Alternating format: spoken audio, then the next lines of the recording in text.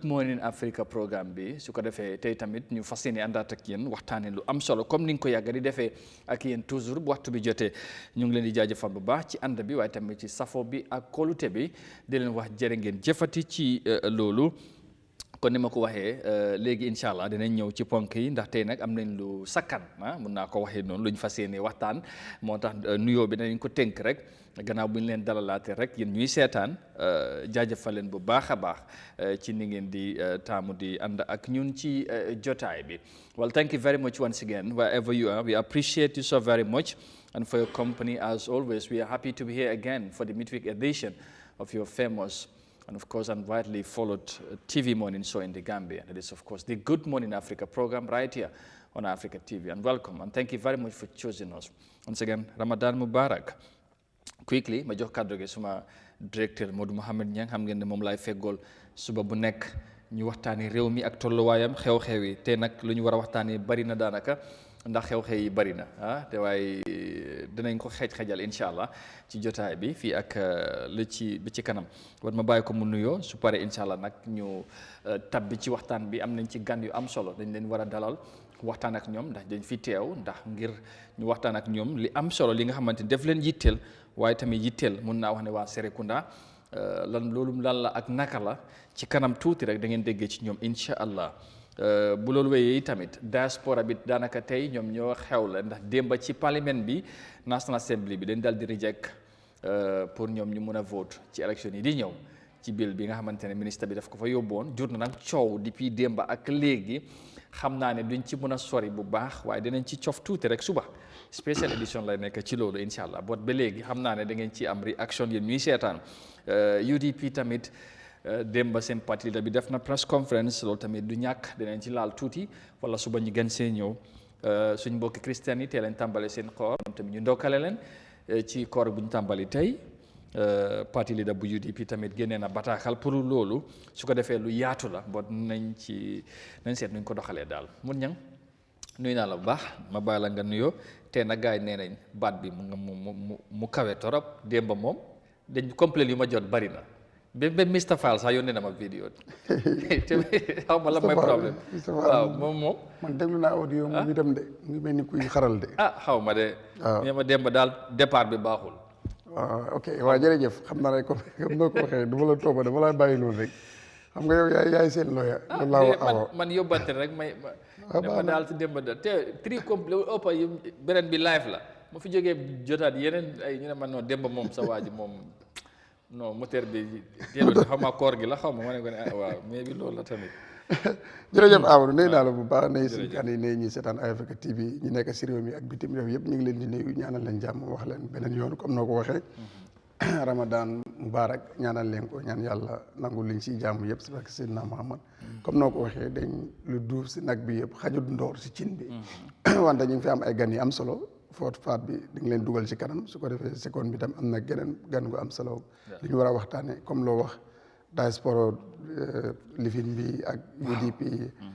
press conference bi yooyu yëpp yu am solo la waaye bu si nekk rek dinañ ci comp tuuti yi si des ëllëg ñu indi ko incha allah kon tënk te war nañ tamit waxtaanee transport ci kanam tuuti waaw ci kanam tuuti yaa ngi gis loolu tamit ci menu bi la bokk tey moo tax menu bi dafa xala sakkan waaye nag loolu mooy media léegoo léegi nga yow xala yëf yi xala dry tuuti sax waaye léegoo léegi mu nga pañe bi fees ba yow de yaay tan bi ngay indi ak boo dul indi waaye gars yi tam noonu leen ko soxla ñoom tam noonu leen ko soxla kon su ko defee delloo la léegi rek ñu dugg si waxtaan bi alright mu ngi noonu su ko defee jaajëfal bu baax a baax quickly ñu appreciate Jaawel company ñu fàttali ñoom ñoo dugal seen loxo ci programme bi di ñu gunge di ñu jàppale ñoom ñooy di proud sponsors ñu leen di gërëm ci loolu bu leen fàtte ne compagnie doomi réew mi la ñu ngi def lu am solo ci réew mi di yëngu ci secteur yu bari ñu ngi ci wàllum ciment bi jaar ciment wala Tiger ciment bi nekk fépp ci réew mi waaye bu leen fàtte tamit jaaraayis mu ngi ci marché bi maalo bu quality la ñu ko jaay $2,000 si njëg lu yomb bag of rice xam nga jamono ji njëg yëpp a yokk waaye ñoom dañ fexe ñu maintain price bi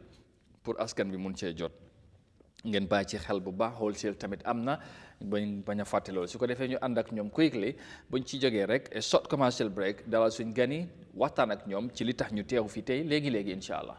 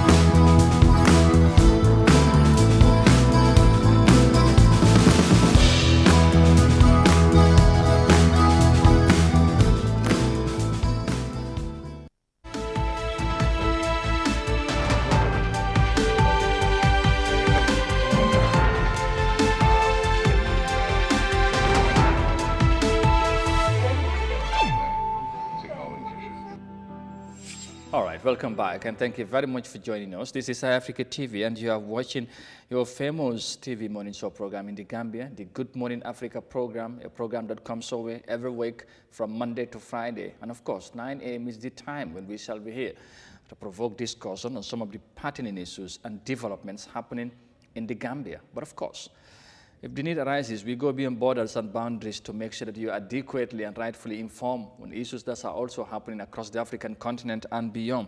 But today, we want to focus home because there's a lot to talk about.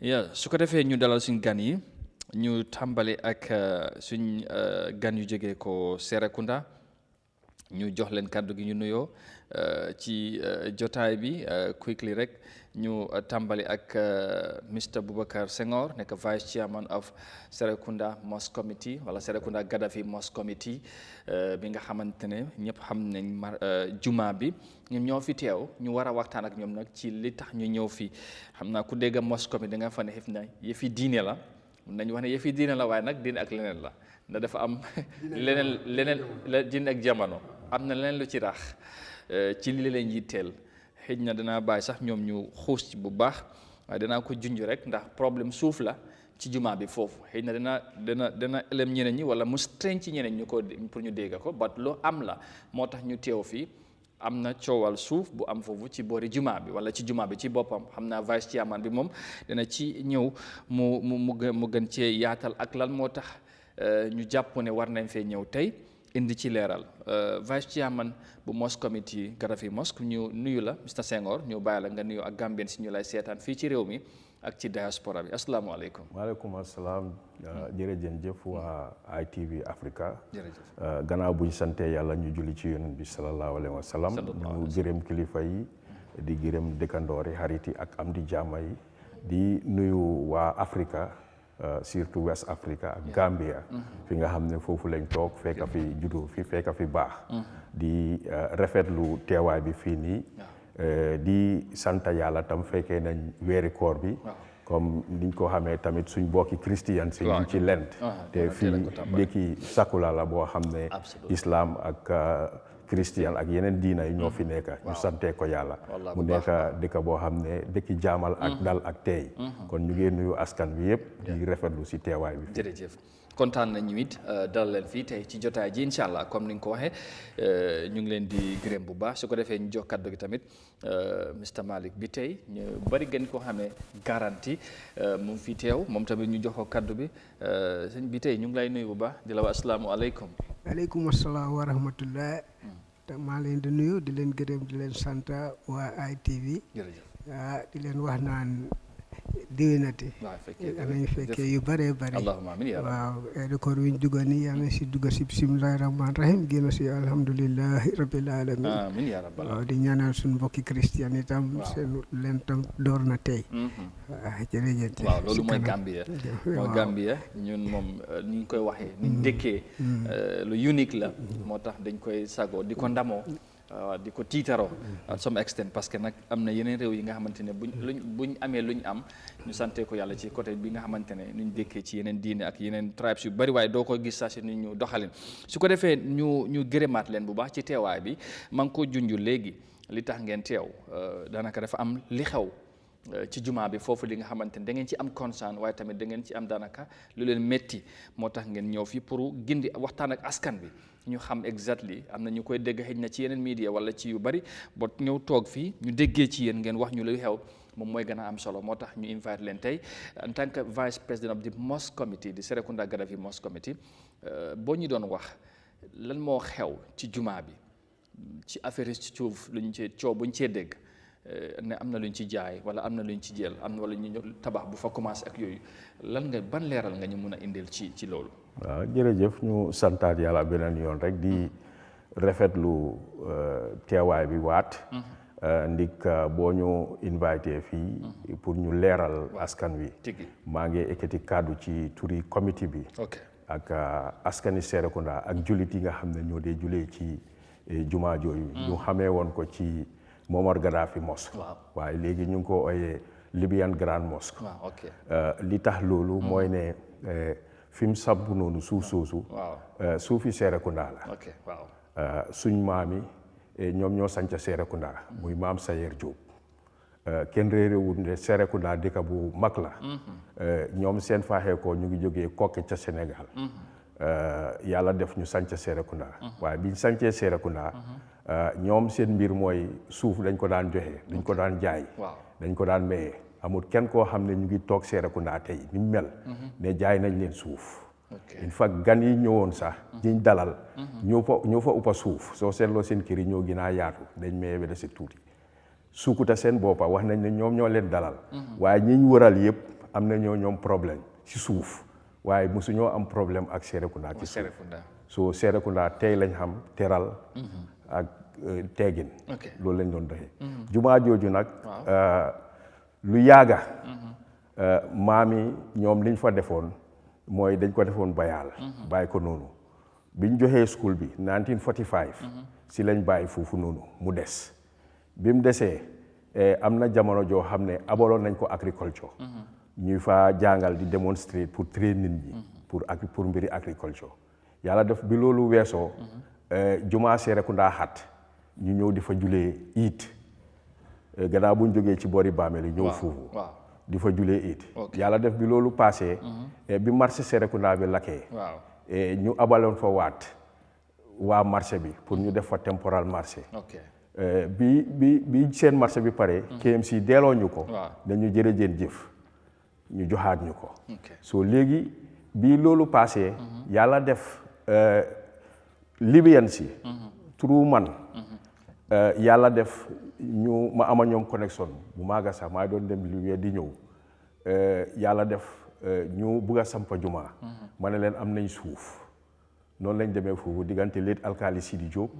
ak alaaji leet imam bi Barham Diop ñu waxtaana ñoom ñu laaj ñu waat si seen kàddu ñu ne waa am nañ suuf noonu lañ ñëwee di projet bi foofu pour sampa jumaa ji noonu la jumaa ji sampoo foofu jumaa moo fa nekka mu am school Arabic school ak health center moom moo nekka si side bi ñoo sampa jumaa ji Libyen si nga xam ne ñoo ñëwoon di ko sampa ñu beral leen boor ñu fu nga xam ne foofu la ñoo dëkkee foofu moo nekka place bi nga xam ne tey mu ngi nekka wax biñ sampee jumaa ji ba pare ba Libyen si dem yàlla def si school bi ki fa nekka xeet ñu ngi ko wax Alsumana Marina ñu abal ko foofu mu dëkka foofu noonu moo njabootam parce que mooy xeet si school bi foofu noonu ba kooku di génna ñun ñu jox ko notice ne ko léegi nag dañ ko bëgg a def pour fu imam bi di war a dëkka parce que imam bi dafa war a gën a jegeñ jumaa ji su ko defee muy yomba ci moom pour mun a jiite 5 daily prayers yi ba kooku bañ ko joxee notice ba mu génna mu bàyyi fa rakaam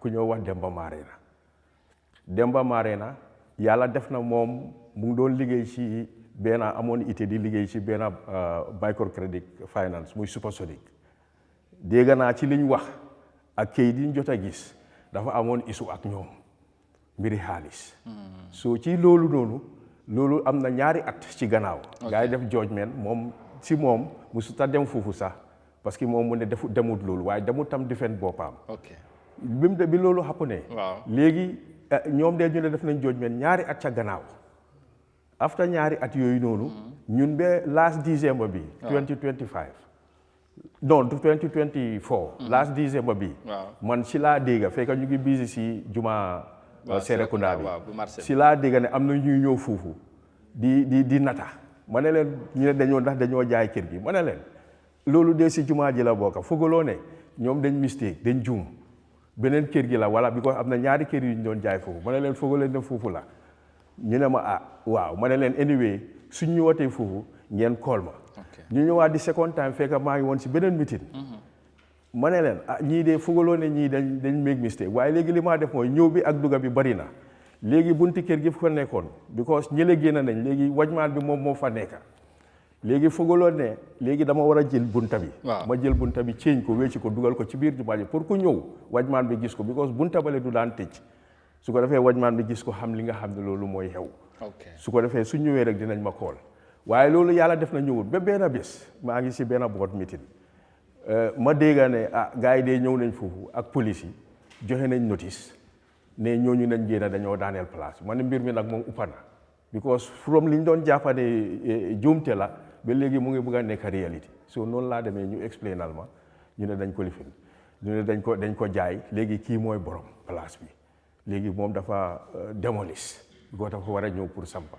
ma ne mbir mi de moom léegi upp na loxo so si ajuma ja bañ julee ma explainal kilifa yi chairman bi because moom dafa feebaroon. kan mooy chairman bi Alaaji Aliou Momar Ndiaye mooy chairman bi. of the mosque committee. ak imam yi. ak ñi nga xam ne ñoo fa jotoon a tase. ñu explainal leen ne leen lii de moom moo doon xew man lii laa déggal loo xam ne lu ma surprise la. ñu ne waa déggal la baax na ndegem noonu la demee duñ jóg ndegem ñu ne luwaa la duñ jóg ñun tamit ñu jéem a find out ñu seet suñu investigation ñu ñi nga xam ne fa lañ war a dem pour waxtaan ak ñoom ñu waxtaan ak ñoom su ko defee ñu xam lii xew so noonu lañ jógee ñu nit di def suñ toppa dem si looyay waxtaan ak ñoom dem si sheriff division bi ndegem ñu ne ñoom ñoo jaay.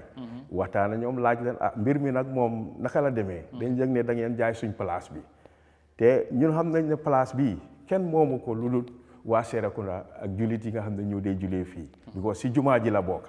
mooy fii nii. waaw moom mooy fii. fii mooy fi gars yi démolis noonu. bi di ko samp so yéen bi ngeen doon time boobu lay tàmbali wut. déedéet. lii moom mu ngi tàmbale after ñun bi ñu intervenir. xam ne lii waaw ok bi nga intervenir ba li nga wax ni yëpp with all that taxut ki nga xamante ne ok balaa foofu sax bi ngeen demee ngeen dem sheriff division dem ci lawyer yi.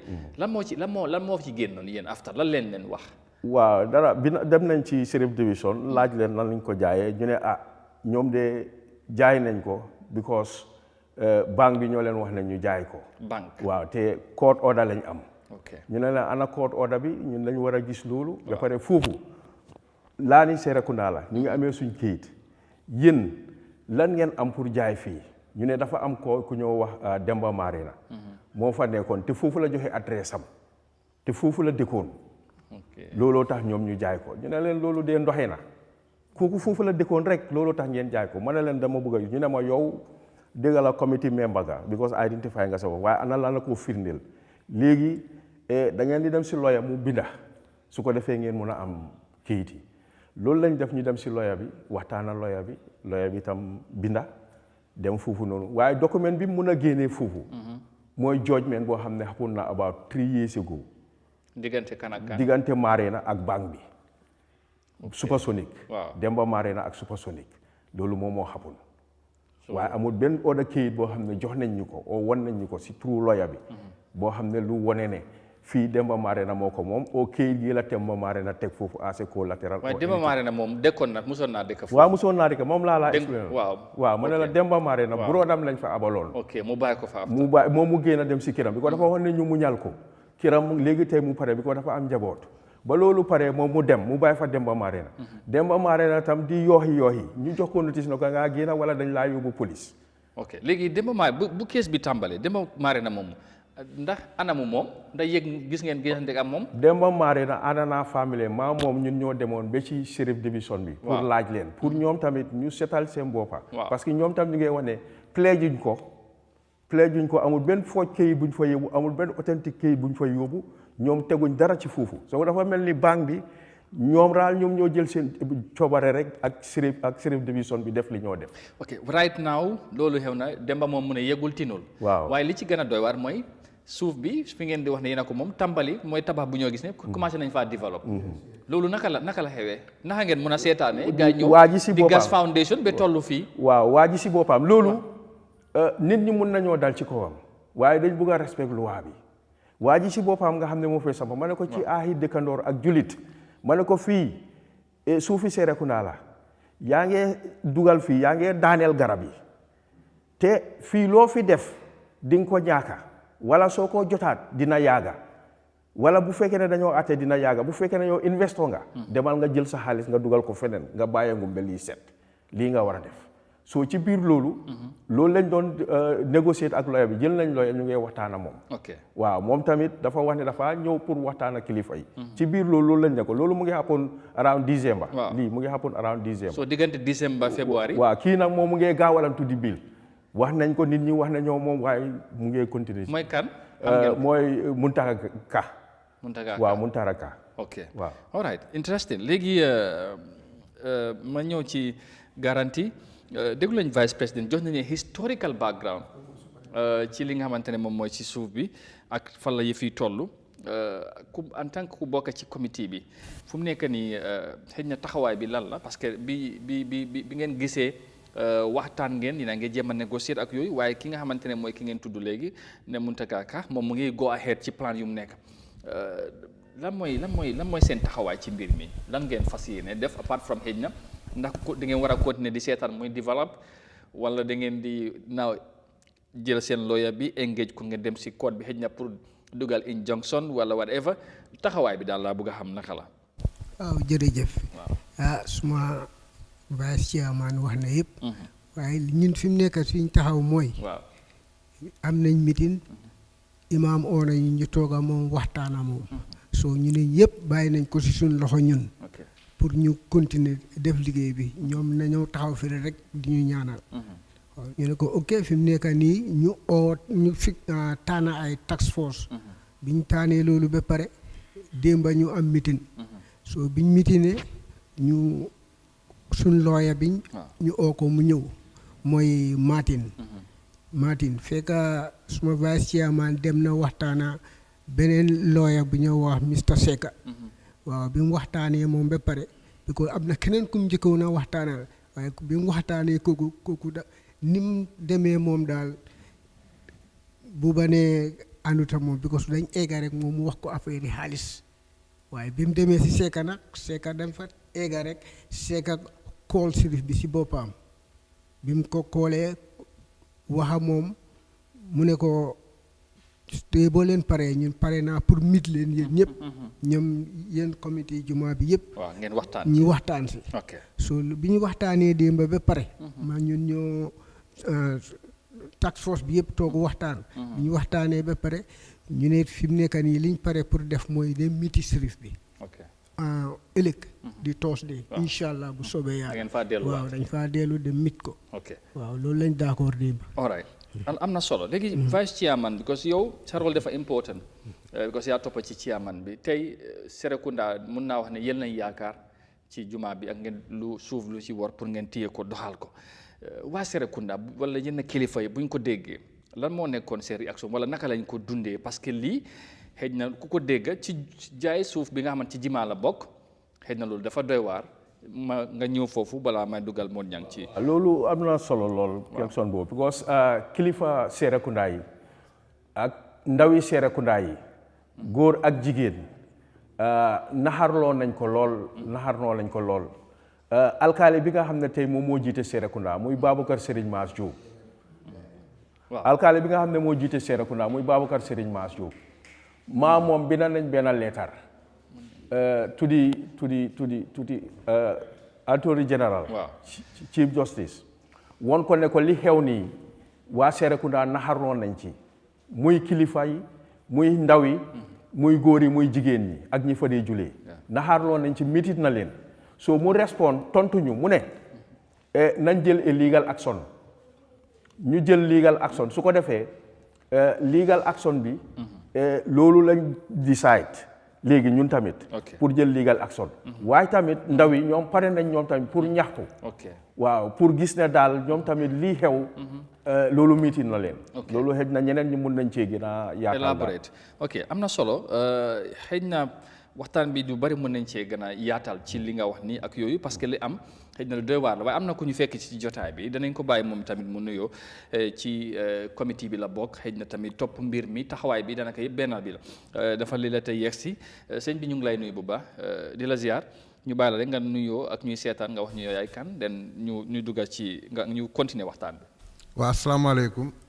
mbokki Serekunda asalaamaaleykum waa Eyeafrica. jërëjëf man maa tudd Laay Lemon. maa ngi bokk ci task force bi ñu tànn. pour ñu taaw si mbiri jumaa bi man nag si diaspora bi laa nekk. gis mbiri jumaa bi te di doomi Serekunda. di waa Serekunda te xam Serekunda. ci mbiri jumaa bi yëpp. place bi ni mu taxawee ak ni mu soobee fi mu tollu tey. moo tax itam ma bokk ci ci task force bi ñu tànn ak suma broda bu wax di chairman. te ñu yaagaa liggéey ci mbiru Serekunda.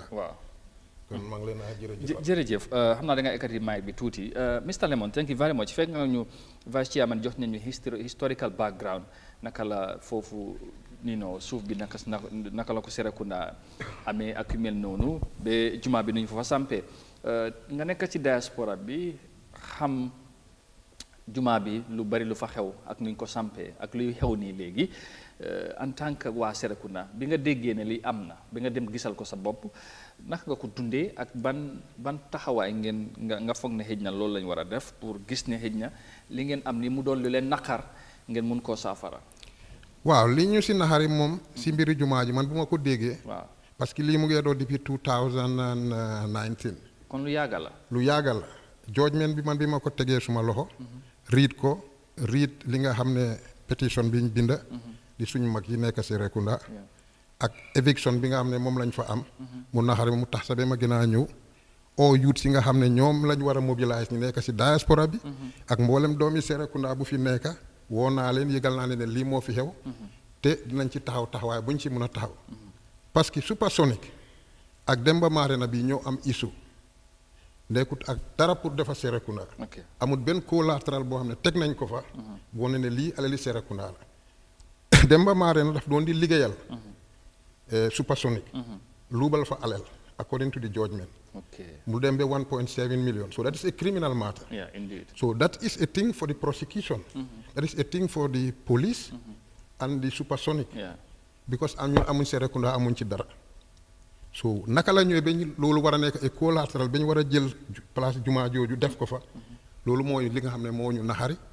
moo ñu jaaxal te dinañ ci taxawaay bu mun a taxaw parce que Serekunda yàggal nañ ñoo def comme nag boo jigéen buy jur doom ngay rata meew mi rek di naan Serekunda noonu la ñu yàggal di def léegi nag doomi Serekunda gis nañ ne romba nañ foofu moo tax naxar bi nag ñu bëgg a koo yéebaane ñëpp ñu yegg ko ñëpp doomi Serekunda waaye est-ce que case bu tàmbali 2019 ba tey ñu ngi 2025 seetaan bi yàggul ñàkk teel a jóg bi da nga xëy na da ngeen doon seetaan ba mu toll fii xëy na mu bugg a ëpp loxo ngeen bugg a jóg pour régler ko est-ce que dina yomba xëy na ni ngeen ko foogee tamit parce que affaire yoon dugga na ci xaalis mu ngi ci ak yooyu ndax foog ngeen tey li ngeen bugg a xeex dina doon xeex bu yomb ci ni ngeen ko bugg a defee.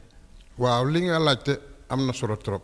xeex bi moom du yomba xeexi réew musuta yomba te séntuwuñ seen dara na ci yomba te fu mu métti bi mun a toll dinañ ci taxawu ko jànkuwante ko xotti suñ tànki tubéy ba gis ne xeex bi yàgg nañ fi ñu ci war a yegg parce que dafa nekk loo xam ne suñ alali cosaan la suñ alali maam yi la suñ identité la ñun waa Serekunda agriculture boobu dafa bokk ci suñ identité boo xam ne kuy uyoo Serekunda wala koo xam ne màggee nga Serekunda wala ku fa fanaanee nekku ne doomi Serekunda de waaye ku juddoo Serekunda jànge ci school boobu yow da nga am identité si agriculture si place bi ñu sampa jumaa jooju kon nag su nekkee toog nañ ba ñoo nasaxal lu xew depuis 2019 kenn yëgu ko mooy ne Serekunda si boppam moo am problème foofu laa bëggoon a ñëw moo bu am problème communication ñun doomi Serekunda yi communiqué tuñ booloowuñ te loolu lañ bugg a daga nag that conformity bi nga xam ne moo fa nekkoon mag ñeneen nii lañ ko daan defee nii lañ ko daan aada boobu lañ bugg a daga léegi ba nga xam ne loolu du fa amati dëgg rek lañ faa jéem a samp dëgg naa ko ci wax di wax ne Serekunda daanaka léegi division bi moo tax xëy na yéen yu bari mu ngay xew ci biir Serekunda waratoon am lu bari xëy na suuf sax daanaka est-ce que am na Serekunda lu bari xëy na marché bi tamit space yu bari ñu ngi koo jël ba tey jumaa bi lañ mujjee gis ne am na ñu koo jël loolu tamit est-ce que comme ni ma ko waxee xam naa ci man bugg na cee ñëw ba nga ne pare ngeen cee def lu nekk ba naka ngeen bugg a def ba tey booloo bi nga wax ne war naa am mu am parce que tamit foofu la mën a tàmbale yéen ñi nga xamante ne doomi Serekunda dëkk bi tey ku wax Greater Banjul area boo ci génnee Serekunda daanaka doo wax dara wala Serekunda daanaka ñu ne ñëpp sax lan mooy Serekunda est-ce que Serekunda dëkk bi nu meloon ak léegi lu bari ci ñun si diggante bi. waaw li nga wax moom luy jafe lay doon Serekunda li ci wécceeku dafa bari Serekunda la woon Serekunda. moo nekkoon njóobeen bu ndaw boobu rek amee woon Serekunda. mu nekkoon ay mag ñoo xam ne xamuñ luy centimètre xamuñ luy millimètre. xamuñ nu ñoo xaajee dëkk xamuñ nu ñoo xoolee mbedda conformité boobu lañ toppoon di ci toppa ba yàgga fi ñu yegga nii moo tax nasaxal boobu ñu nasaxalee ñu noonu dem nañ ba toll nañ Serekunda foo xam ne tey Serekunda su nekkatoon fi Jawara def bu fa zone reserve land boobu lan la xale yi di am fu ñoo foyee amuñ benn paak fu moto di gaare sax Serekunda garage bi nga xam ne dañ ko daan di am ba mooy des léegi Serekunda soo commencé tippa garage ba balaa nga aaga Johnson yi Westfield koñ boo taxaw garage sang fa te ñu ngi faa fayee ko xaalis xaalis boobu waa doomi Serekunda gisuñ ci dara njëriñuñ ci dara ñun léegi doomi Serekunda li ñu desel xanaa ñu jaay suñ kër yi daw génn Serekunda. toll na foofu. foofu la tollu léegi parce que mënatuloo faa dunda mënuloo faa yar njaboot soo fa yaree njaboot dañoo nekk in a very unhealthy environment moto yi bari nañ essence yi bari nañ place bi tilim na loo xalaat lu tilim rek pour dëkkuwaay Serekunda la nekk te ñun ñooy di métropole of Gambia tey. exactly waaye tey Mr Lamone loolu waa Serekunda lañ ci mën a bileem du keneen. waa foofu nag moo foofu laay wax ne dat conformité bi ñu nekkoon di toppa dat ne ni lañ ko daan defee ni lañ ko daan defee maale boobu lañ bugg a daga dat tabu moom lañ war a génnee ñu jël ñi nga xam ne doomi Serekunda te am nañ xam-xam mun nañoo jiite seen xam-xam màcc na pour ñu mun a doxal Serekunda ñu teg leen si place yooyu mag yi ñu fa nekkoon ñu jox leen kilifa jox leen cëri mag di leen yëgal liy dox. soo taxawaay boobu ci kees bi ngeen ko bëgg a tàmbale woon nañ ko waaye dañu doon di nekk dina saxal rek saa bu ñu ko tàmbalee dem politique bi ñëw utkati karta yi parce que kuy politique di ut karta ak ki nga xam ne nga bëgg a taxawal sa réew seen jubluwaay du benn ña nga xam ne ñu ngi ut karta ñooñu ñooy ñëw di ñu xaaj parce que politique boobu moo fa nekk mooy politique bi fi tubaab yi bawoon ne xaaj leen nit ñi ngeen mun a jot seen karta xaaj boobu moo fa ne nag xaaj boobu nag lañ bëgg a daga léegi ne léegi dafa deñ doomi Serekunda yi jàng ñi am xam-xam ñi mun ñi nga xam ne ñu ngi taxaw mel ni caamaan nekk Serekunda daw suba ba ngoon bëccëg pour yëfi Serekunda rek ñu jiital ñooñu ñu yore mbiri Serekunda bu prix politique ak partisan ñëwee nag ku nekk dem fa nga bokk leneen la all right interesting Chairman Vice Chairman am na loo ci bëgg a yokk ci li mu wax gis naa yaa ngi agreement yu bari yu moo wax lu am solo la ndi dëkk bi moo tëddee noonu waaye dëkk bi àddunaa ngee dox te wécceeku dafa am te ndaw yi ñu ngi gën a xarañ nit ñaa ngi gën a bàyyi seen xel li xew si dëkkandoor yi ak ñeneen yeeg yooyu loolu lu am solo la leneen rek ci mbiri kees bi kees yi jumaa ji nga xam ne moom lañ dog xewut depuis 2019 mu ngi xew novembre décembre si lañ jaay foofu waaye diggante kees yi maaree na ak banque bi loo xam ne loolu ñun soxaluñu loolu yàgg na. waaye nag xëy na tamit moom.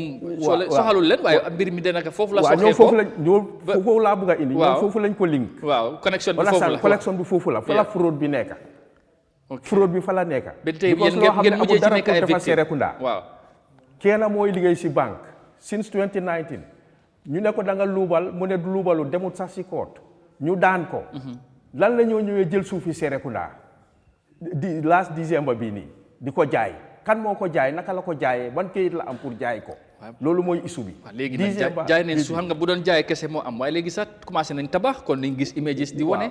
loolu moo ci gën a dowoon. xëy na lan moo tax ba yëf yi toll. li fii boobu beneen affaire la. waaw fa la luubal bi loolu lañ war a gestu nag. exactly moon ñang dégg nga situation bi xëy na sax yaa ma ci gën a xam lu bari ma bàyyi la quickly nga am fekkee am na loo ci comment wala loo cee laajte ñu rawoon ab waxtaan bi ndax am na beneen gan bu ñoo xaar. xam naa ne danañ ñëwaat ñu am more time waxtaan ci lii parce que Serekunda ci boppam ni ko saay introducé man am naa ci interest par ñu discuss ko ci yu bëree ba surtout ñàkk a jubóo bi loolu dafa dama dee dégga yu bëri ci li nga xamante ne Serekunda noonu la meloon démba jubóo bu fa nekkoon jàppoo bi pour loolu dafa mel ni amatut ku nekk yaa ngi téye sa boor rek di doxal gars yi di lifin but quickly voilà jërëjëf de comme maa ngi leen di nuyu oncle bi tey ma Senghor ak Lemon waaw am na problème bu fa am daf fi ne li ñu boole ñi ak ñoom ñu kool ñu ñu dem fa démb sax attendé seen fa naa mooy seen second meeting xam naa ne gars yi jël nañ matukaay bu baax a baax ba fa man si man su fekkee dëkk yoon leen nekk dëkk buy doxal yoon xeex bi warta métti because ngay jënd kër bu nga xam ne tegewul si benn kayit bu leer loolu xeex bu mu ne kii dañ ko abaloon waaye gis naa si lu mel noonu gis nga fuñ si boori stadium bi fuñ dog noonu after 27 élection bi xam nga lu wër stadium bi yëpp ñu ngi ko fa bàyyi ñu ngi ko dog am na ku nga am ne nii waaj maan la woon foofu waaye ñu ne foofu la doon toog banque bi ñëw jaay kër gi ba kooku daf ko toppa dafa mujjee jël këram lan mooy kii fii la nekkoon ku ñu abal magam génne mu dog fa nga ameel bor benn banque ñu ne fii la dëkkoon ñu ñëw jaay loolu dëkk bu correct buy dox si yoon dina ko doxalee loolu maykul sens parce que kooku amut kayit kooku yow ni wax ngeen démb ne doon na uti kayit si alkaali reject ko da ko yow da nga dof foofu si jumaa bi la ban kayit la teg ba jaay ko ba banque bi am right jaay ko ba pare ñi dem code ba code bi tam si ban kayit la dépend lu am ni code ban kayit la dépend ba jaay ko parce que nag bu la code jaayee moo laa defaral kayit léegi ki jënda code bi fu mu sukkandiku ba defal ko kayit ki jënda tam moom mu ngee tabax man fa muy lii xee bi gars yi dinañ ko wiin parce que du yoon du dëgg du yoon te ku ko jënd sax ñu ne dëkku fi sax waaye est-ce que bëgguloo ko yombal trop. non dafa bu fekkee ne dëgg mooy dox si dëkk bi réew mi waaye damay bu wax fekkee réew mi dëgg moo fi amul balaa si juma bayal ji loolu soo fa demee nga xam ne ku ko jënd sax yow sa xamul lan nga jëndkat boobu nag booy jënd place juma ak li mas comité bi war nañ teew ku jënd bi commencé sampa est-ce que fooguloo ne kooku am na lim am wala am na loolu ay doo si nit loolu lu fees loolu mu ngi fees si dëkk bi dégguloo ma ne la waaj maan foofu la doon toog gars yi kii si kër gi la doon toog ñu ñëw jaay ko boromam xam naa ko dafa jotaat kiram waaye ku mun loolu kay da nga mun li dëkk bi làmbatu moo fi nekk fu dang rek ñuy dem waaye yëfi yooyu moo fi war a jeex nag su na nga dem bu ko def si place juma ku daa xam ne Serekunda ku la fa jaay kër te génnewu njabootam loolu du dëgg moomu ko loolu léegi nekkatu fa nga ñëw di jënd space bu nga xam ne ni ëllëg foofu leen war a samp lu nekk si juma bi la bokk imam li fi ni imam bi moo fa war a dëkk bu ko ñu ngi ko defal bunti gannaaw mu génne rek ñëw si miin barab kuy jënd loolu yaa ko tey ba pare amuloo benn kayit bu ñu la tegal te ñi ngi amee seen documents man gis naa ko Amadou loolu wartal yàgg lijjanti sax loolu dem wañ loxo ñu ko def rek bagage yi jeex mu jeex benn yoon fa mii bu fekkee si dëkk bu correct leen nekk dëkk bu loi di dox lii war da yàgg te ñun xam nañ si lu bëree bëri lu mel noonu xew na Serekunda xew na Bakaw xew na everywhere yow ñun ñaata kees leen si am amul ku nekk ku koot war na génn kiram mënut a jot kiram ku nekk fii di jaay ciment absolutely fu ba léegi naka la ba léegi waaw dëkk bi lu fi nekk nag non borom gars yi neen wax dëkk bi ñu doxal yoon doxal fi dëgg parce que li ñoo def teguñ ko fenn ci ay caaxaan la dem di suuf jumaa bu firi nga dem jaay ko naa bu yàggee kon ñi daane jumaa bi jaay ko wala school yi jaay neen fi school bëggoon nañ sori bëggoon nañ koo jaay de yes dem génne mos ngaa gis réew mu ñoo dem di génne school yi classe di génne students di saa ba pare government school government moo ko sampa di jaay si ban dëkk leen nekk my friend li wax dafa jot nag lii moom jarul sax yàggal am na solo dañu war a jot seen suuf pour mon ñang moom foofu is not for sale foofu place juma la boo gis nga vidéo bi soo ko xoolee da nga xam ne yi fi caaxaan yi dafa bëri si dëkk bi ma dellu si dañuy làmbatu rek nag làmbatu rek la ñu kon dafa mel ni làmbatu nag ndax dinañ daj duñ daj léegi waa Serekunda bu leen neexee ñoom ñu daj je pas ci aman mu ne duñ daj mu ne duñ daj de soo léegi finally lan nga mun a wax waa Serekunda ban assurance nga leen mun a wax ci situation bi surtout ci cas juma bi ak tey yéen ñu def ñu sas leen parce que task force bi si nga bokk te tamit nga jógee ci diaspora ñëpp si fii pour lii lan ngeen mën a wax asoo gars yi ne da ngeen ci ka taxaw ba gis ne li ci war mu am te li ma ko waxee incha allah ci diggante bi du yàgg rek danaa wax ak ñam ngeen ñëwaat ñu gën cee waxtaan xëy na fekk développement bu amee ci diggante bi ñu gën a leeral. waaw jërëjëf. li ma mun a asoo nit ñi rek mooy ne. waaw dinañ ci taxaw bi fu taxawaay am. su jaree sax. ñooy oo waa Serekunda yi. kuy fanaanoo Serekunda du waa Serekunda dañ ne ku juddoo Serekunda waaye ku dëkk Serekunda nañ la woo kuy doomi jullit nañ la woo ci xeex bi te mu jaral ñu bu ñuy tëgg ay pot ci buntu këri Jóob naka la waaju tudda ka fi mu jënda noonu bu ñu faa tëgg ay pot suba ba ngoon dinañ ko def te dinañ ko teg ci luwaat nañ dem ci IGP bi jëli fa pamit nañ démontrer fu 1 week su doyut ñu dooliwaat su demee nag fu mun a tollu rek nañ ko fa aagal. waaye foog ngeen jotaat suuf bi. suuf si moom nañ ko jot te loolu laa bëgg a yëgal man suma mbokki Serekunda yi ak mboolem koo xam ne Serekunda nga yaroo fa nga jàngee fa nga musa dëkka nga nekk si diaspora bi nga nekk Gambia ñu ngi laa woo ci xeex bi ne xeex bi du xeexi man kenn du xeexi Jóob Kunda du xeexi Njaay Kunda du xeexi Ñang Kunda du xeexi Lemon Kunda xeexi Serekunda la te xeexi islam la tam parce que lii daan doole la koo xam ne yow criminal mata nga def da nga sàcca da nga luubal alal fa ngaa liggéey si banque ngay liggéeyee you are bank member of the bank let the bank deal with the justice xanaa ñun suñ justice system bi comme ni mu ko waxee justice system moo feebar kon su ñoo faj kañ ñun fajuñ justice system yi réew mi de loolu des na si nguur gi ñoom ñu faj seen justice system bi nga xam ne yàqu na waaye ñun loolu suñu affaire ñun suñ suuf la ñuy xeex te fu mu tollu neex jërëjëf da mel ni vice chairman taay bi da ngeen nekk victime ci beneen case ngeen nekk ci victime te pare ngeen pour xeex bi ni mu ko waxee waaye ndax pare leen pour ay négociation balaa yéen ay di am. non lii amul négociation amul benn négociation because ñëpp a si d'accord amul kenn koo xam ne ba pare amul kenn koo xam ne involve na si jaay bi amul kenn koo xam ne intérêt am mu ngi ci pour kii am fa sam foofa ay bitik ñun dañ soxla ay suuf comme ni ko broda laay waxee Serekunda amul garage Serekunda amul fu xale yi di noppale ko lopitaan fii dañ ko waroon a sampa foofu ñu ngi ko yóbbu fële lopitaan health center bi fa nekka marché bi jël na ko soo yii nii yëpp ay problème lañ so lii moo tax muy alkaali bi muy imam bi muy Aliou Momar Ndiaye ak kilifa yëpp dañ ci d'accord góor ak jigéen mag ak ndaw kii daal moom gis na mbir mi wax nañ ko kilifa yi wax nañoo moom su génnee invest foofu xaalisam mooy yaaku te du fa génnee bu tuut lu ñoo jël xanaa dañoo jël génnee sànni luñ bëggut waaye si suuf si la ko invest te wax nañ ko si njëlbeen bi bul sampa am na néeg yu fa daaneel yooyu daf ko war a fay yooyu yëpp daf ko war a fay am na gis na waaye gis nga fi mu nekk nii nit ñi duñ leen dee tëj lesin jërëjëf luwaa bi dafa war a am boñ di maate su luwaa maate wut rek kon loolu du luwaa ok jërëjëf Mr Senghor ñu ngi lay gërëm baax di la sant di gërëmaat Mr Lemon di gërëm Guarantee Mr Bitey ci ñëw bi am na solo wax nañ ko léegi waxtaan bi dina continuer Mr Seni Faye moom tamit dafa mu ngi ànd ak yéen ci xeex bi mu ngi nii di leen mu ngi ci diaspora bi di wax ne xam naa ne xamante ngeen xaw ma mu ne ay bu yéen ay broda nga mu ngi leen di nuyu bu baax su ko defee ñu gërëm leen sant leen waxtaan bi du am fii incha allah dinañ continuer di communiquer ak yéen when the need arises will contact yu ngeen ñëwaat ñu continuer di ci wax di leen gërëm di leen sant am rek keneen ku war a ñëwaat léegi ñu continuer programme bi xam ngeen ne yëfi télé la time la ñoo doxee waaye konoon dinañ ci doon gën a waxtaan yu yaatu bon incha allah danañ gën a ñëwaat fekk ñoom rek lañ fee dalal incha allah ci beneen bés ñu gën a yaatal waxtaan jërë ngeen jëf su ko defee dañoo jël set commercial break bàyyi leen ñu dem su ko defee dalal suñu next guest bi ñu continuer programme bi.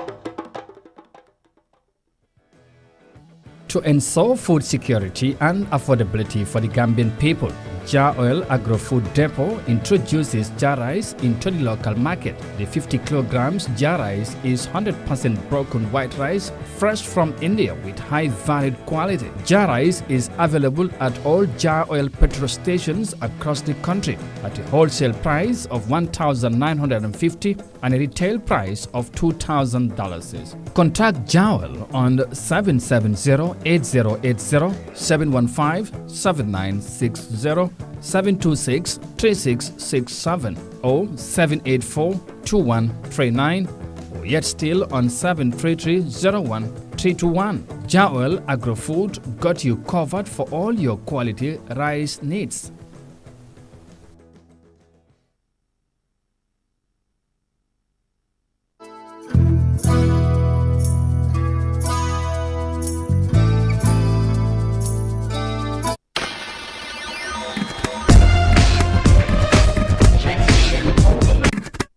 bokki jaa ngeen jëf dalal leen ak jàmm ci Eyeafrica TV seen programme bi lee di sunu réew di am juróom-ñeenti waxtu bu jot ba jàpp fukki waxtu ak ñaar ci guddi. Not produce or export oil. If there is a shock in the global economy, the way it affects Nigeria, it doesn't affect Gambia and. ñu war a laaj ci government bi kan moo edit kan lañ jox liggéey bi ak naka lañ ko fayee. Clarity is one key factor or quality of a constitution. dafa war a set.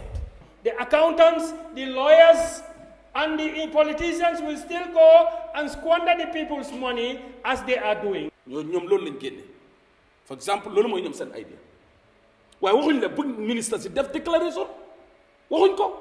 ñu fiy faral di dalal ay panélistes yu toog ñuy waxtaanee tolluwaayu réew mi waaye itam di fi am ay gan.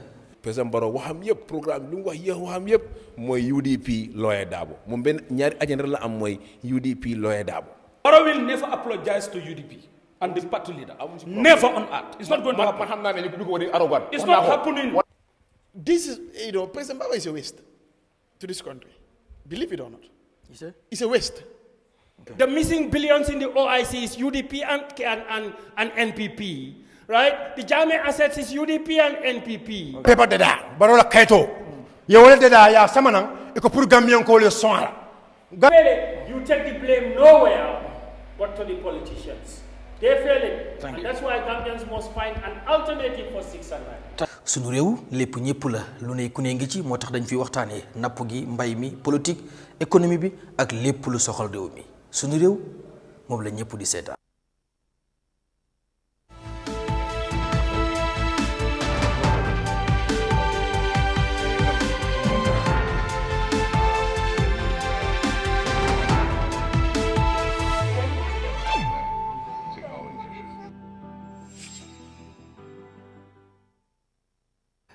All right, welcome back, and thank you very much for joining us. This is Eyeafrica TV, and you are watching the, of course, Good Morning Africa program, the midweek edition, and thank you very much, as always, for being there.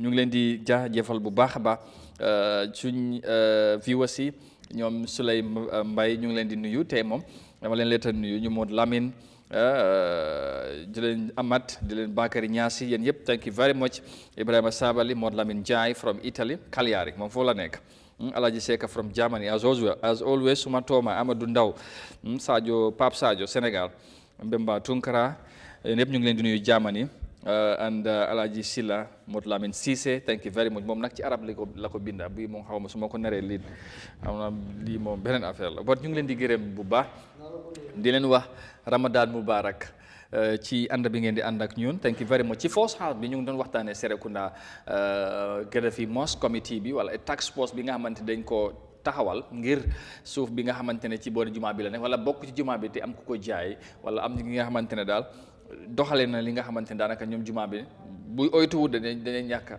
suuf boobu waaye nag loolu bëgguñ koo seetaan moo tax ñëw fii pour leerlu commencer communiquer ci mbir moom xam naa kilifa yi buñ ko déggee ñu ci war a mën a dox pour xam naka la yëf yi demee ñu régler ko léegi dañoo shift discussion bi ñëw ci wàllu transport dañ ci war a tàmbalee programme bi sax ba waaw lii tamit Serekunda bi dafa am solo mënu doon ñàkk ndax lii am solo la but transport is a very important sector bi nga xamante ne yittee ku nekk la ci réew mi ndax képp ku nekk da ngay move from one destination to another te loolu transport moo koy def either commercial transport or private ak lu munta xew ñu am fi nag mbégte dalalaat ki nga xamante ne mooy président bu Gambia Transport Union war a waxtaan ak moom transport bi ci wàllum ci réew mi fan la toll ñu ngi ci weeri koor waaye tamit nguur gi am na développement ñoo def ci wàllu tali waaye tamit am na yeneen programme bi nga xamante ne ñu ngi ko liggéey ak ñoom transport bi bu yàggut demoon na ci IGP wala ci police high command bi lii da si waxtaan ak ñoom lan moo waraloon cotici bi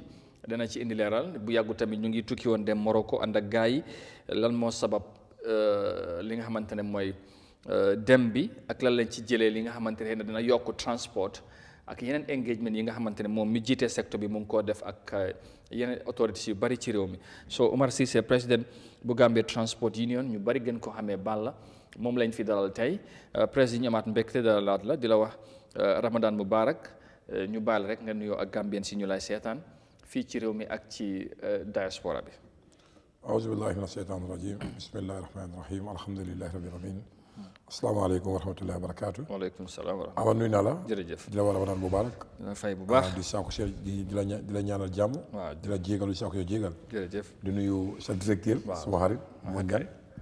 di ko gërëm di ko sant. moom waxtu bu nekk dama ko dee dégg am na fu ma ko dee déggee nag. mbaadu di nuyu seen technicien si caméra crew bi control room bi staff am la ñu wax Eyeafrica TV. jërëjëf di leen jégalu because daaw ba ren ñëw bi bari na fi. waaw tigi ñu def lii nag su dul noonu xam ne ni warut a nekk. ndax doomi adam matut ku matut mënut a def du mat. tigi kun si toon nag ñu laa jégalu nga jégal ñu xam ne du suñ coobare. du suñ bëgg-bëgg matali doomi adama la. jërëjëf ñu jégal na ñëpp. di ñaanal yàlla nangu suñ koor yi. allahumma amin jégal ñu suñ baakaar yi. amin yàlla réew mi def si jaama. def si naata gi def si salaam. amin yaa rabbi. di nuyu suma boss yi tamit aw des si opportunité duñ suma boss yi. ñu ma jël liggéey. mbaadu muy driver yi transport workers di leen gërëm di leen jégalu di saako seen jégal di leen ñaanal yàlla jaama di ñaan waa réew mi yëpp ak bitim réew fu nekk adduna bi daal ku nekk foo munti nekk yàlla may la jàmm may la salaam allahumma amin once again di ñëwaat si programme bi kontaan nañ trop pour ñu teewaat fi jërëjëf ndax fii moo suñu kër la kay loo xamante ne ku lay oo kaay waxtaan ak seen njaboot bi kaay waxtaan ak askan bi because we are public servants we are represent the people indeed dina am solo tamit di toog waxtaan ak ñoom di jàngi si ñoom tamit because plateforme always suñ fi ñëwee dañ dee jàng so suñ demee dinañ try ñu put that into our working curriculums. So in that regard, more than they sound them trop. Because we are ñun doomi adam matut. Sometimes you think you are doing good, but so dem ci askan bi do mëna xam la moy sa laaf ci ngay mëna am feedback. Waaw moo tax tom say dem dey content trop di dem ci media ci waxtaan askan bi. And also the inform public. What is your plans? Fo bëgg dem. So fi jógee ni dafa day call ñoo man ni la ko gisee ni nga war a def daf ñu di trop. Am na solo. Ko in that regard gërëm na la trop. Ak sa team yëpp. Thank you. Send the opportunity you guys give us always.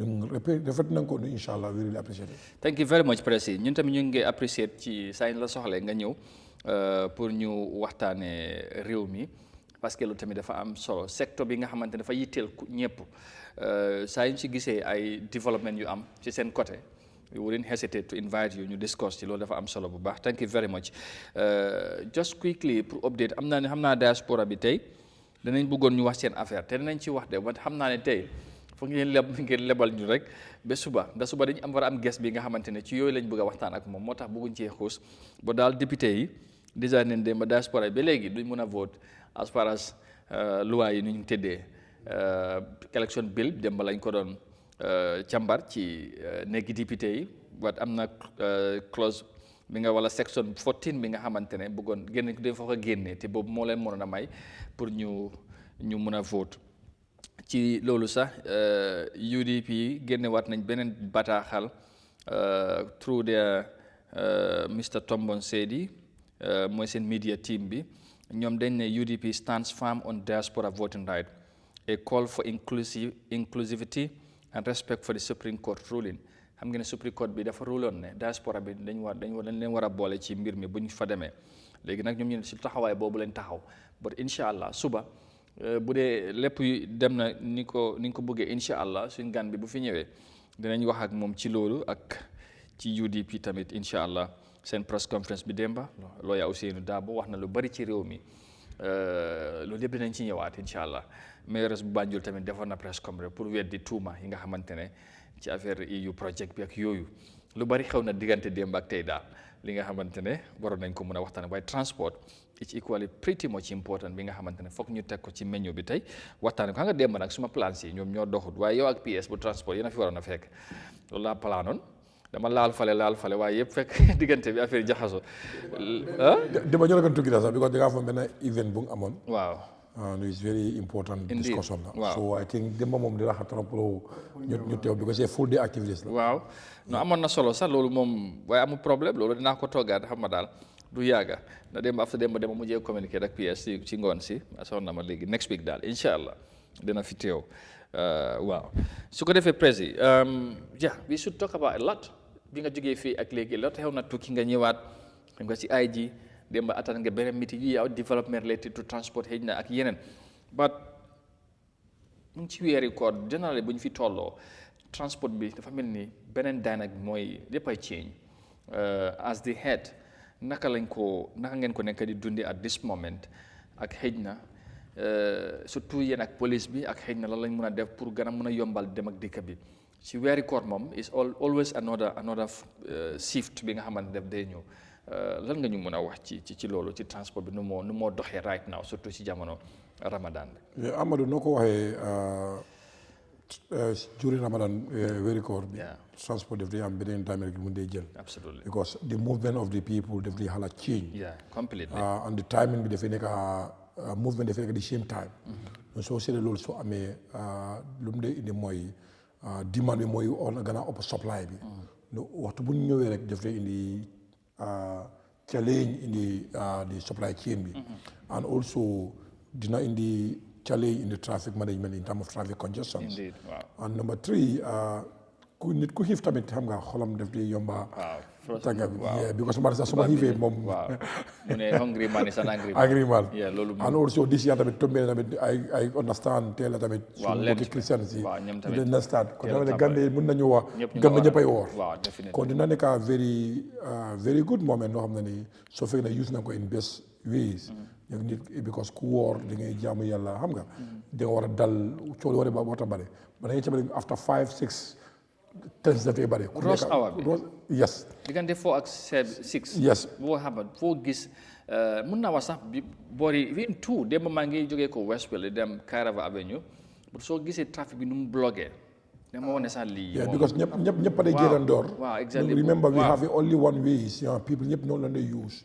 daf dee ala jafe trop pour ñu mën a am that free movement so loolu daf dee affect because lu dee indi mooy su passenger vehicles. depart from Westfield for example heading to Costa Road. su jógee foofu balaa mooy dem Costa Road pour ñëwaat ñoom pick another guy fekk na almost ndogu jot na. so daf dee indi challenge yu bëri si askan bi ko ñun yëpp dañ ko defee si indi trafic so ñun jiite yow lu ñu gisee loolu bu xoolee loolu ñu wax ne lii c'est concern. loo xam ne ni di need to work on it ba lu ko indi mooy because lu nekk dafa am fu mu fàqeeku. dafa am fu mu tàmbali mooy ne transport léegi dafa nekk jëw boo xamante ni ku si dugg rek. lu la nekk nga koy doxale ñun gëm na ne loolu warta mën a continuer because man dëkk am represent the transport workers to make sure that their welfare have been protected they have decent working condition, they have fair payment, etc. But remember, also they want a regulation, you want to go for def. Because tey man I can guarantee may la war def, but I cannot guarantee somebody lu muy def.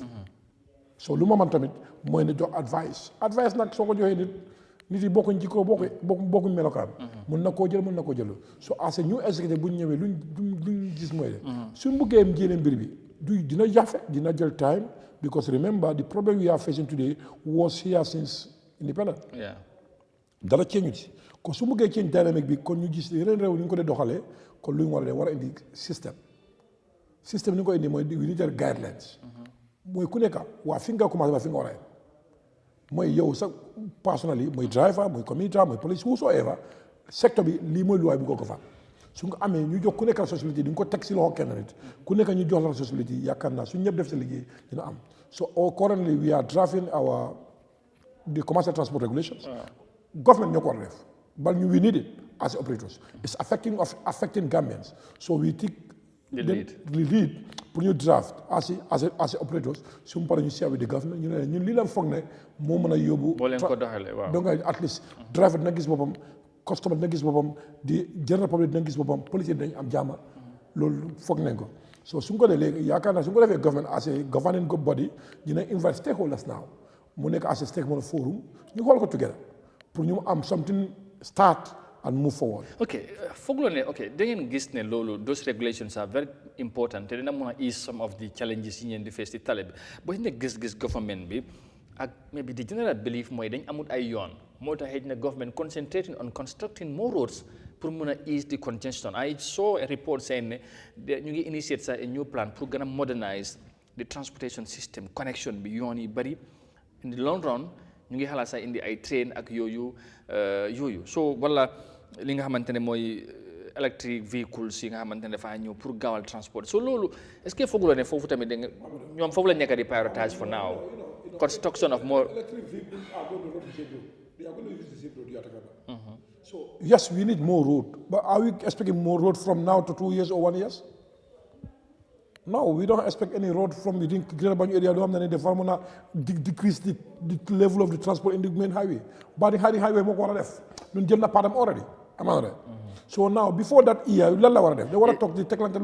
No, they're gonna the plan. I'm not a plan. They're gonna stink corner be Mandinaba. In your own point of view, wow. Do you think within 2 years it will now? Well, in your apparently no. It's not. So now within 2 years, mom. Fibe loolu di am lan la ñu war a def. mooy ne loon bu njëkk a am mooy na nga ko régulariser. waaw bii dina ñëw su ñëw ñu move it's a process ba lu ñu jot a am loolu ngeen mën a ci amaan right balaa yeneen di ñëw even electrical bus yi train si whatsoever train moom next 5 years bokkul si Gambie. Yeah, absolutely. loolu moom is next 10-15 years laa dégg sax ministre bi di wax. Yeah, talking about that road sax. ba man gëm naa ne suñu amee guidelines on the transportism at least di nga gis impact in the operational level. Okay. suñu amee guidelines dina wàññi yenn li because tey associate ñun ñëpp ñu si tali bi. ñu si ñëpp si tali bi lu fan xew xam nañ ko. du loolu dafa ni just regulation lu ndaw mu change ko. Okay. It's not about unity. Son nañ yoon si yoon nañ diversion si son nañ feeder road si but soo xoolee soo defee assessment in the roads nga xool di xool roads hours xool lu fa xew you need a simple regulation to change the dynamic. pour mu doxal affaire pour mu doxal doo mën a ba at least di nga gis impact. ok loolu am na solo so fan ngeen ci toll. Yes, we as executive level we do our draft. Okay. So also we expect to sit with our regional heads because remember we have an expert from regions. Yeah. ñu xool ko suñu paree we share with our technicians suñu paree daal am naa daal ñun balaa end of this month. bu nañ ci pare ñun ñu submit to government léegi ñu xaar government pour stakeholder discussion. Okay. Because stakeholder ko mooy ku nekk am nga ci kër ku nekk am nga sa responsabilité. ñu xool soo fekkee ne gis nañ si waa bii xam nga we try to defend it in our own point of view. No, I think we can able to convince most of people because I'm a commuter, remember. Yeah. They may use more. Some of them use. You know that hamnako. So they bring all those on board. Just na ku nekk daal ñu place bu nekk as head of the union. People think we'll be biased sometimes. Represent our people. That is the fact. But remember, it's just a period of time. it's just a time na ko dina fi jógee you go back to the society. So in the society loolu moom foofu la ñoo mujjee. foofu su baaxee pour ñëpp la. waaw yow tamit dañ cee benefit. I'm the only one person who liggéey transport union from my compound. So the rest where are they? So this is my thinking mooy ne na indi système boo xam ne ni ku nekk dina gis boppam ku nekk dina feel ne even ku jënd moto bu ko dugg si secteur bi dafa war a am guidelines. dafa war a am lu koy gofaan ne ko damay jël sama moto lu ma dugg si secteur bi nag lu ma ne laay def I don't believe it warta mën a nekk loolu jamono bi moo nekk di am da ngay jël sa moto dem call ko taxi nga dugg si trafic bi lu la neex nga def ko loolu is not supposed to be it's not du yokkute du ndam du sécurité. Yeah, loolu is something else, absolutely. Talking about weeri koor balaa ñang di ñëw mooy right now during weeri koor transport bi naka lañ ko dee dundee ndax mun nañoo wax ne driver dañ ci dee gën a gis seen bopp wala is it cost effective parce que ni ma waxee congestion bi dafay bari moto yi bari ci kaw tali bi waaye nit ñi tamit seen movement yi dañ dee bari so in this month economically ndax driver bi dañ sometimes dañ dee feel ne dañ ci dee gis seen boppa is it wala li nga xamante ne mooy daanaka ni tali bi du leen dee feeboo so buñ sañoon xëy na ñu am more open roads wala travel bi gën a yomba ak yooyu lan nga ñu mun a wax ci côté boobu. soo bëree xayma si transport bi si juri Ramadan bi. waaw di income du dee def di xala mën naa ñëw def di xala wàññeeku sax. movement dafay ba def nga short period of times. like soo ñëw night time movement du dee bëri. juri Ramadan. waaw dëgg la dina uti after events yu bëri du dee am. Remember, sometimes before Ramadan, good program, people used to use transport. But during Ramadan, and from 12 up to 3, movement of the one. So, from early hours, be around 10, pick up from 4 upwards. The soon to go around 7, and number 2, so said in those periods, particularly great about your area, one road la. Provinces bi nit yi seen jamono bari wut suma classe yi man moo ñaan duñ def si nawet si weer ko duñ def si provinces bi because tàngoor bi so events yi like this events like xew yi yara def yëpp de wàññoo so dafay wàññi si income bi du lu dee xew mooy su lu dee am tamit soo demee in the market because remember luñ generate from the sector they go back to the market so market already foofu yokk na xam nga you see what I mean now jër na fi so little bit ba su demee market ñu soxla sukur soxla maalo soxla diwlin soxla ñoom seen xam nga loolu fekk na boobu price bi dem na high so seetee economic operational wise it's not good for us. Well, talking about SER, I think sometime 2 weeks ago or so they gonna the police they would not allow something like fair increment just like something like that. I forgot the headline, but it has to do with fair increment. So, do you at some point think you don't have to your pass? Well, I don't know.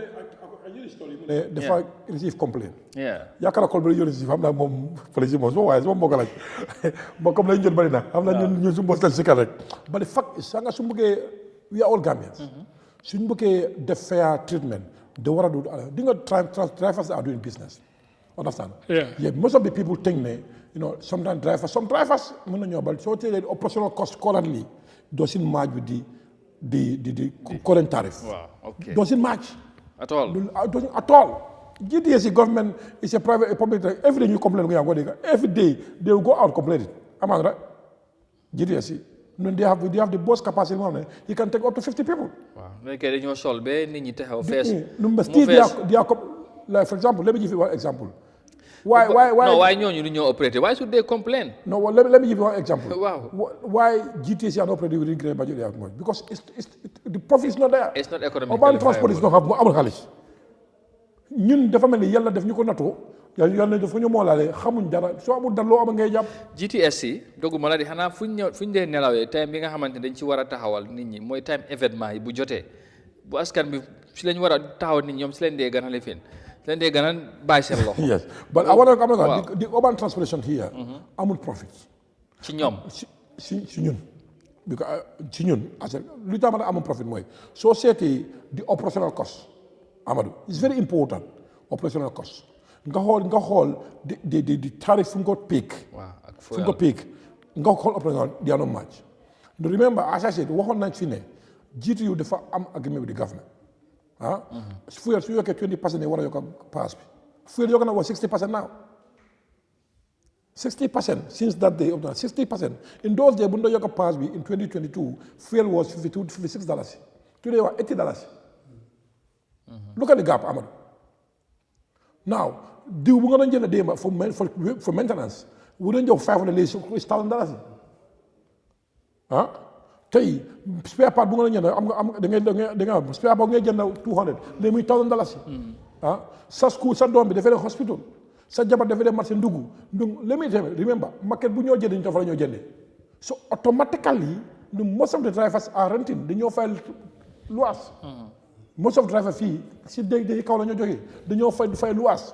Ñu am nañ famille yu dé ci gannaaw. So lii si ñëpp la metti. Moo tax ñun ñu believe ne su indee regulation loo xam ne driver dina gis seen bopp askan nañu si bopp because regulation dina maaj ne mooy because askan du ñoo jooy it makes sense ba ñu pass bi yokk ba dem ba pass ñoo yokki mu comfortable mu nekk from point to point comme mu utee lu nekk di xew jamono bi ba naaw xam nga la moo mën a dindi loolu mooy regulation moo ko mën a dindi ok regulation mooy ne driver bi yow fooy daw Westfield Brikama yow soo piggee nii di Brikama you don't have any audacity wàcc leen tabax ko ku em taw ko moo ko rajeel moo ci passenger la des ñun lii la bëgg a indi ñun gëm na ne suñ ko indi ñun ñëpp mooy suma jabar suma doom suma yaay suma maam ñëpp dina ko benefit I'm working for those people moo tax may hey so ñooñu seen jaama moo tax mooy suma jaama all right so with the current situation bi nu mu nekkee nii are you thinking of Yoka pass anytime soon? It's not part of the plan for now.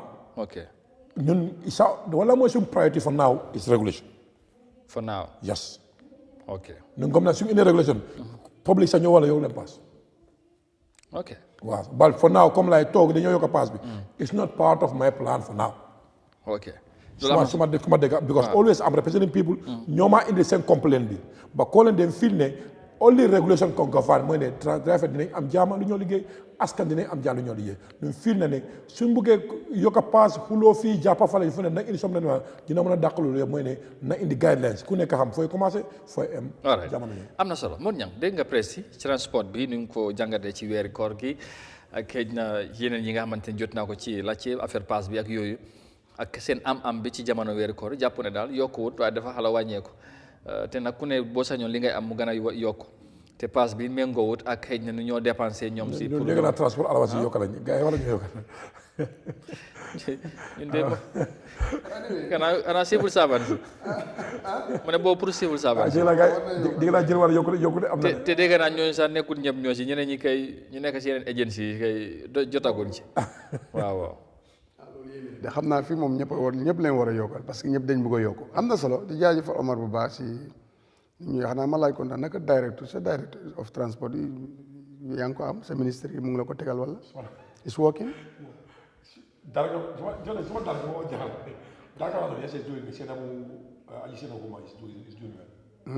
kañ la ñëw I think a few months ago after Abu Esa moom lañu appoint moo fa nekkoon assistant after ñu yes doing that because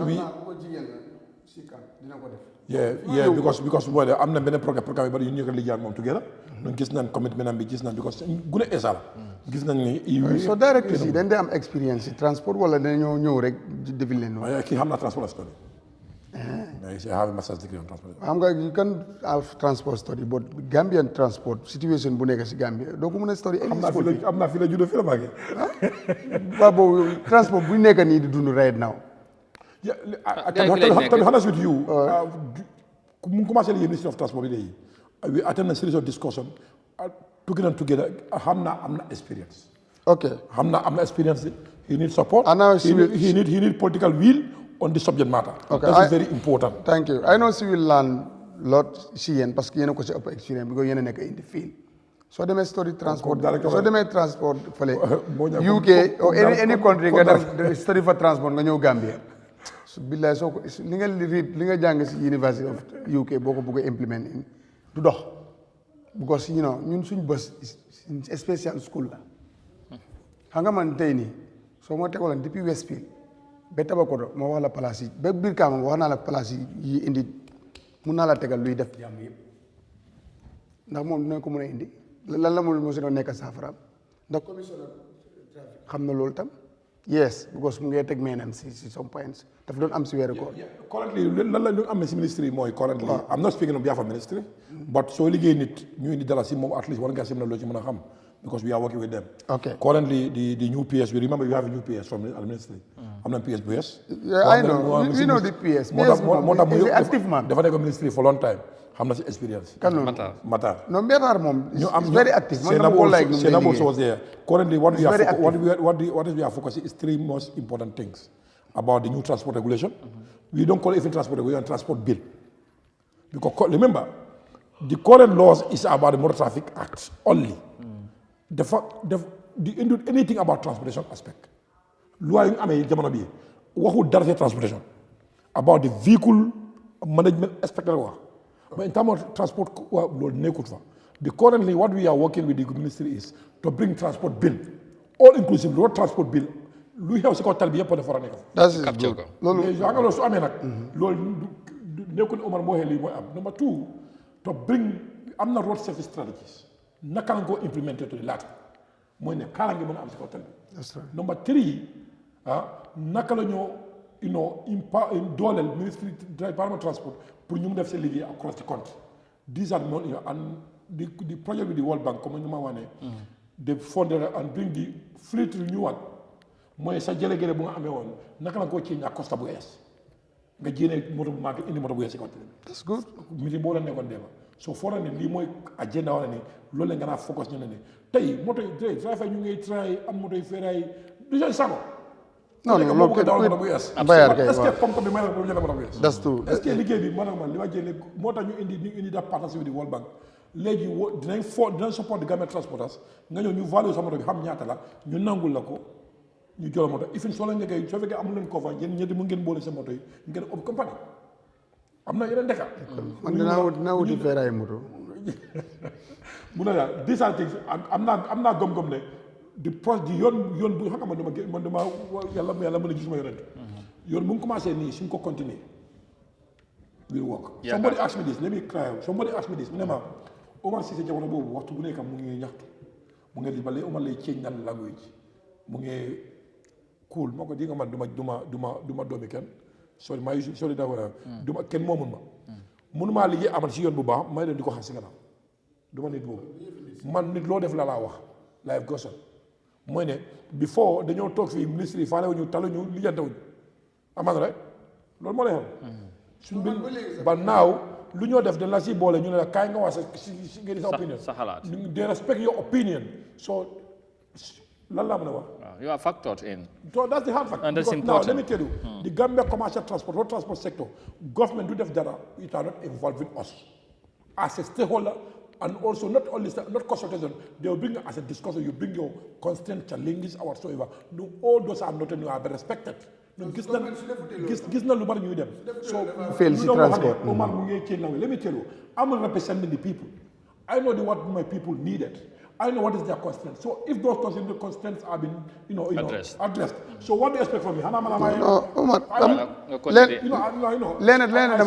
see this, from some individuals. No, maybe as a union, they expect you. Maybe ñoom dañ fa ne da nga war a host aggressive towards the authority. Man d'accord mo loolu. Remember, bu ma start job bi yàgg na loolu maybe. Bu ma commencé job bi yàgg na léegi bokk naa de many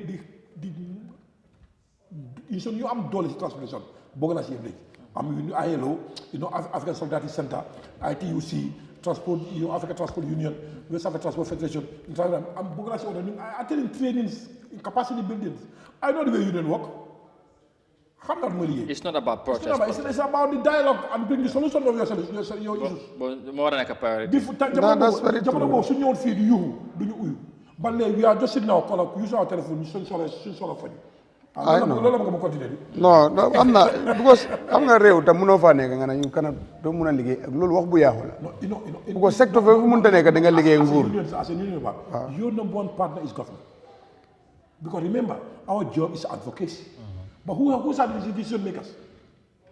Who are the policy makers? The authorities. So if you are not in line with them, what do you expect in Africa we are? te ñoom dañ soxla xëy na sa xalaat sax nga toog ak ñoom ngeen waxtaan. especially Gambia especially ministre Amadou. especially the minister of transport Gambia su liggéeyut ak transport union du dem. yes because ñooñu lu nekk seen bopp yi du affaire yi transport ne waxante dëgg ñooñu yoon yi mu pare ak tabax yi ñoo tabax loolu leen gën a yitteel moo tax maa ngi laajte di directeur su ma ko xamee dinaa ko advice that trial bul dee gëjee ak ñii parce que foofu nga mën a pick experience ba fekkee UK nga study sa loolu boobu du dox Gambia waaye soo linkee ak ñii they will tell you li nga war a def li nga xam ne di nga am result dina am impact xam naa lu ma laa wax boo fi study UK transport nga ñëw Gambia du wokk because we are not the same living ñooy seen mbedd yi leen laa jàngal di ñun ñu amee ñun ay ñal la leen amee ñal la soo loolu boo buggee implement bële ak fii du sotti soo moo tax nag ministre bi mu gën a jox cër tam transport man yàgg naa toog fii di jooy loolu waaw soo indee even directeur sax waaye gën a la jox affaire yi transport te xam naa ne ñii seen plan boobu ñuy indi seen bés mooy dem pour ñoom nuñ ko xamee gars yi mënuñ laa tegal bu gën boobu foofu man su ma dee choose bu ñoom Omar indi lay teg xam ndax it's only Greater Banjul area wala nationwide. Let me give you one example.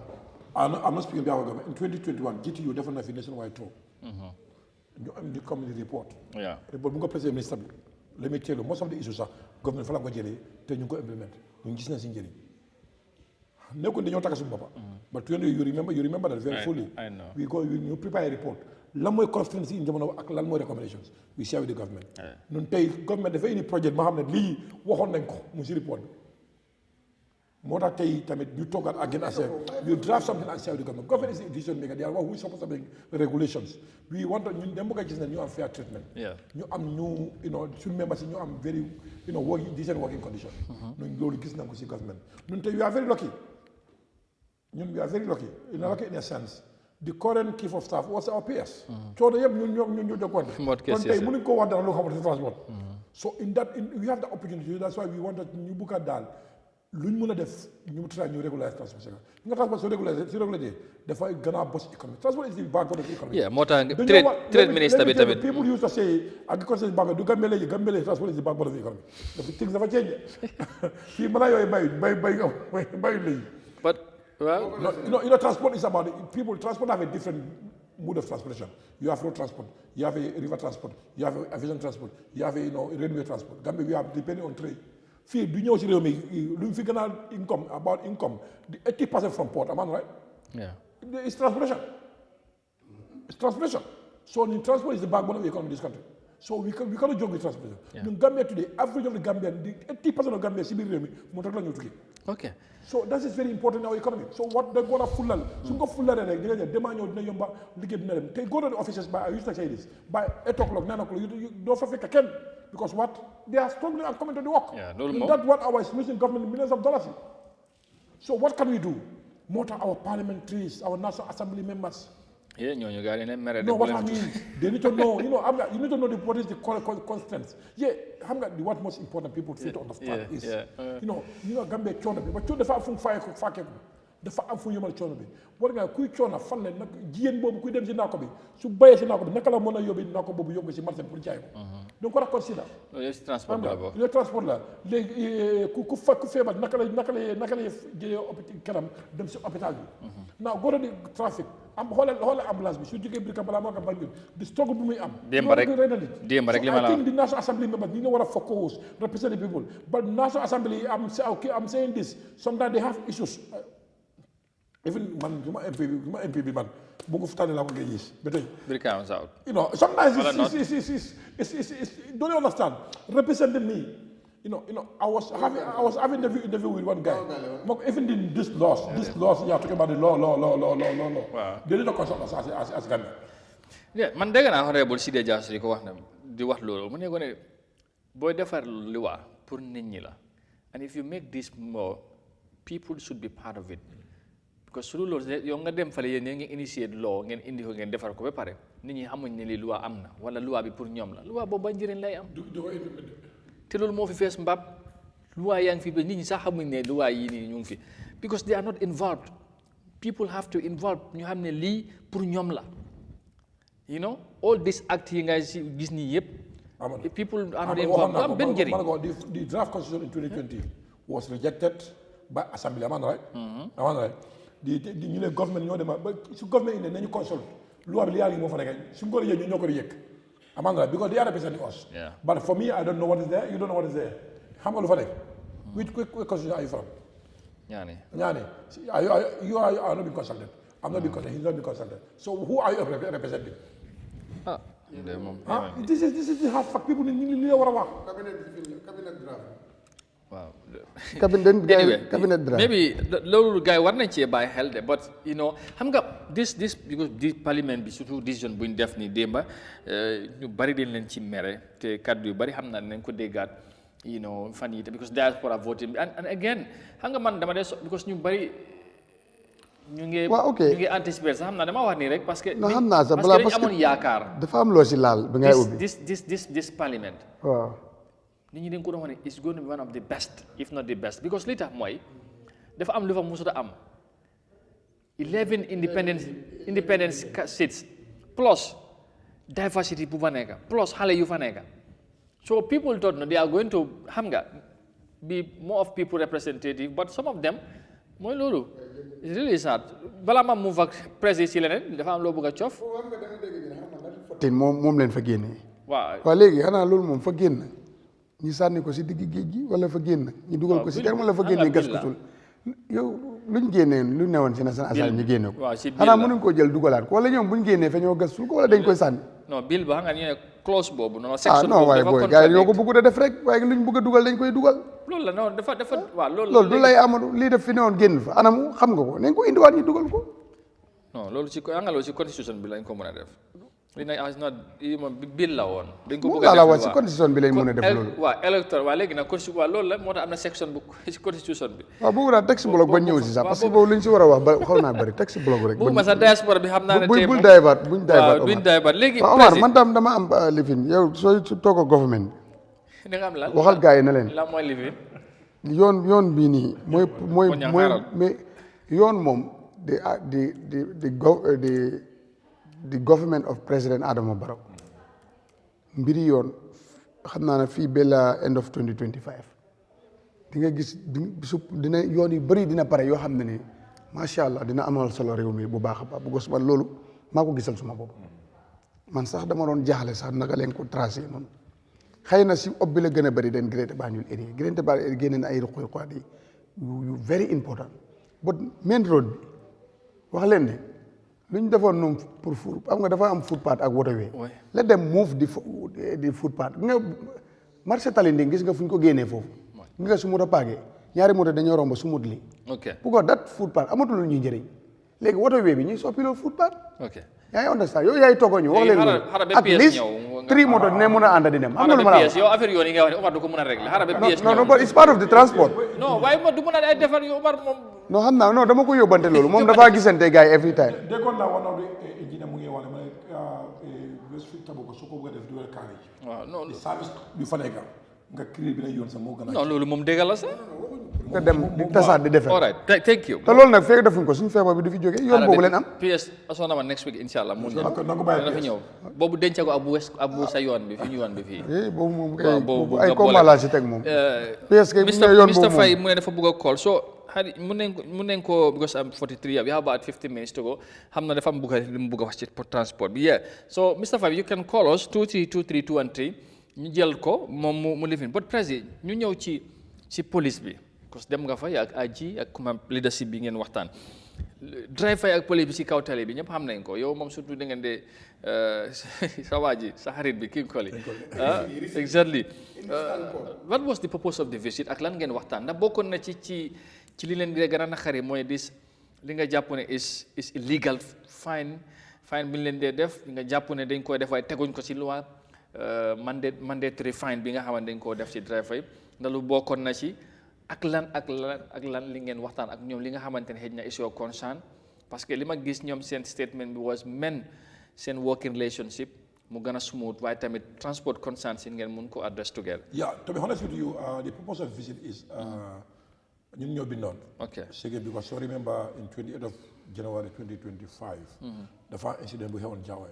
Shooting Jawel, you remember? waaw balal ma benn minute kii mu ne ma repeat number bi 2323213 2323213 please waaw wala gars yi xam ngeen wane number bi foofu mu gis ko si screen bi please. 28th of January 2025 dafa am shooting bu xewoon Jawel. waaw.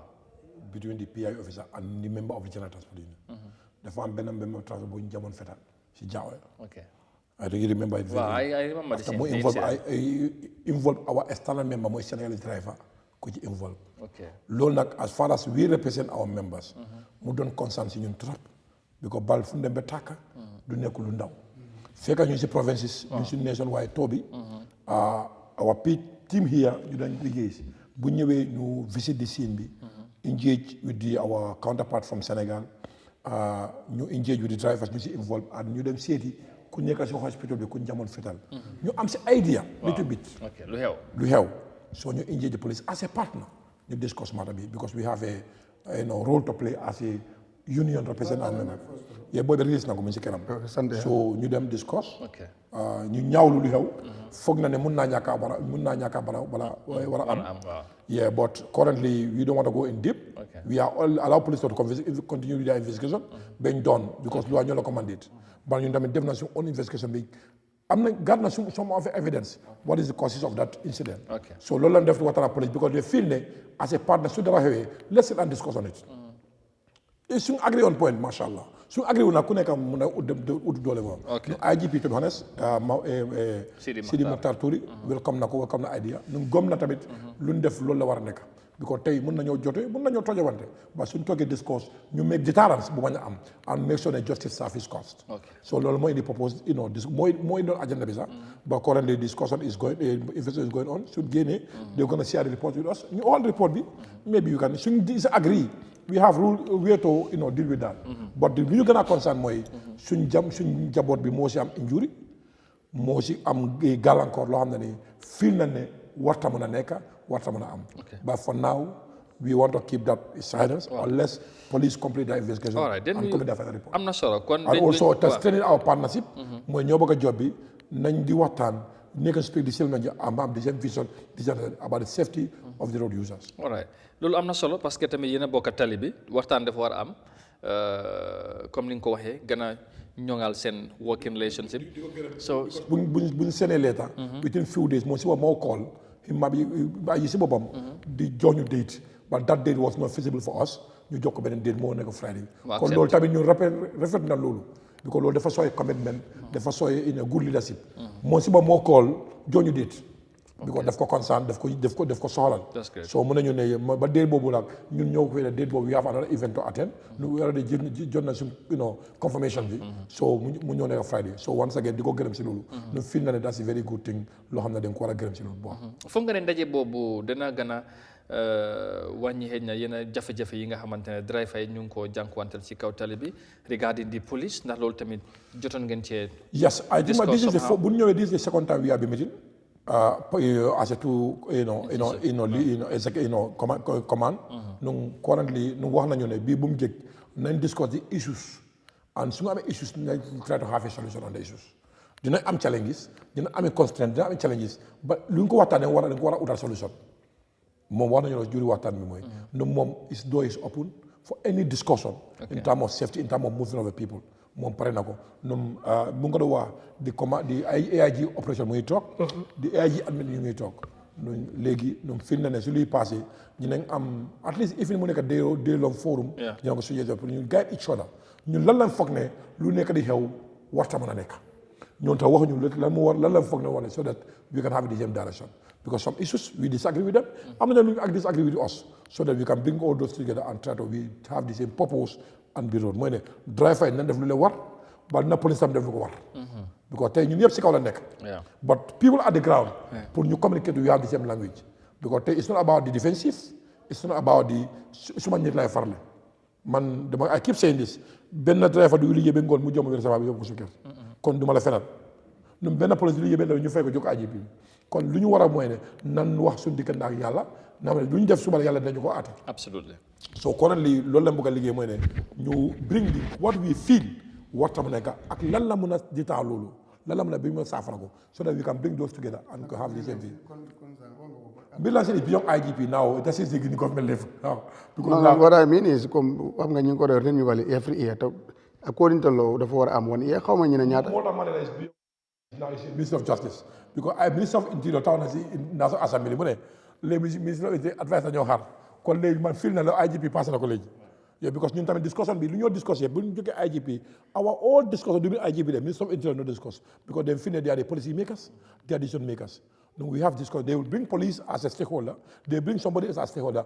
But discussion is not there. Nous dem na dem président de l'Assemblée. Bi député jël ko. Man fi ne les députés c'est 15 là pour ñu matali ko. Pour ñu matal that journey. Moy ne because minister lu was Assembly moy they are seeking advice.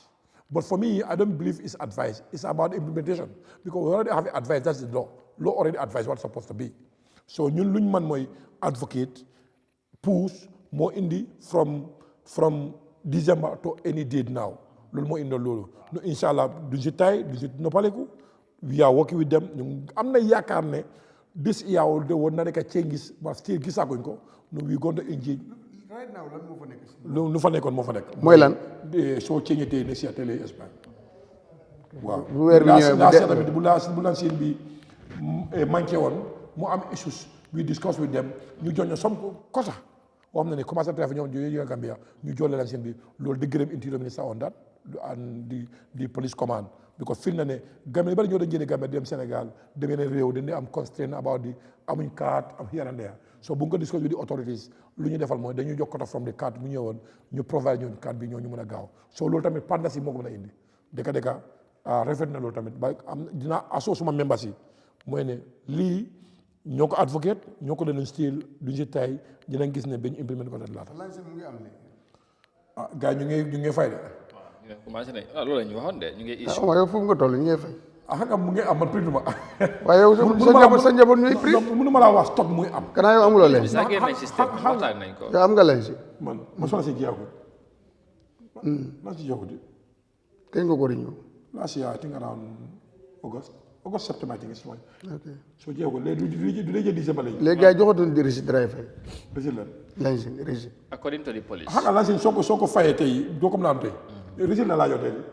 bon mu ngi am dinañ la ko printal. moo tax ma ne la xam nga am na stock boo su ma xam ne àggagut fa ba xam naa nit ñi ñu ngi fay. so plate number nag. police bi wax nañ loolu. ñu ngi plate number tam yaa ngi bàyyi xel mu ngi am. am naa plate number yàggut. non waxuma si yow de. daa nga som daal doote am bal weeda mun nañoo am de capacity to print ni nga ko bëggee. waaw ba yaakaar naa ay bu ñu taxaw fii mu ne. bu ko tam benn moto daa am plate number yaakaar plate number dina am. loolu lay wax nii. yaa parce que ay moo ko wax si presse bi. waaw yéen wax na ko fan yii kon léegi doo mën a forcer nit ñi sol leen xaftaan mun loo provide xaftaan. démba sax ma wax nga gars yi tournée police yi am tournée bi di wekki plate number. du luwa bu ko soo demee man dama ne benn police station nii laa gis jali plate number yi nii. nii di nga askan bi su ma driver yi da la war a xam lu leen war police amul benn doole si loi di remove number plate nit yi. ba ñoom ñu ne seen commission moo leen ko jox direct. commission moom loi bi police moom ko aji bi moom ko man moomu ko. dëgg la waaw boo ko faytee du sotti. moo tax xam nga tey man moo ñaax man mënu ma laa def na loi nangut ko. benn police amul doole si loi Gambia muy remove number plate nit. loolu kay man neen fi story boobu waxoon naa ko fi dinaa ko fi waat. waxoon naa ko de. benn police amul doole. what is right dem ut tourné di ko ut sa poche di ut number plate booy budde booy monté. man nañu boo portélé man laa ko xamee ak ku nekk ni seen yi.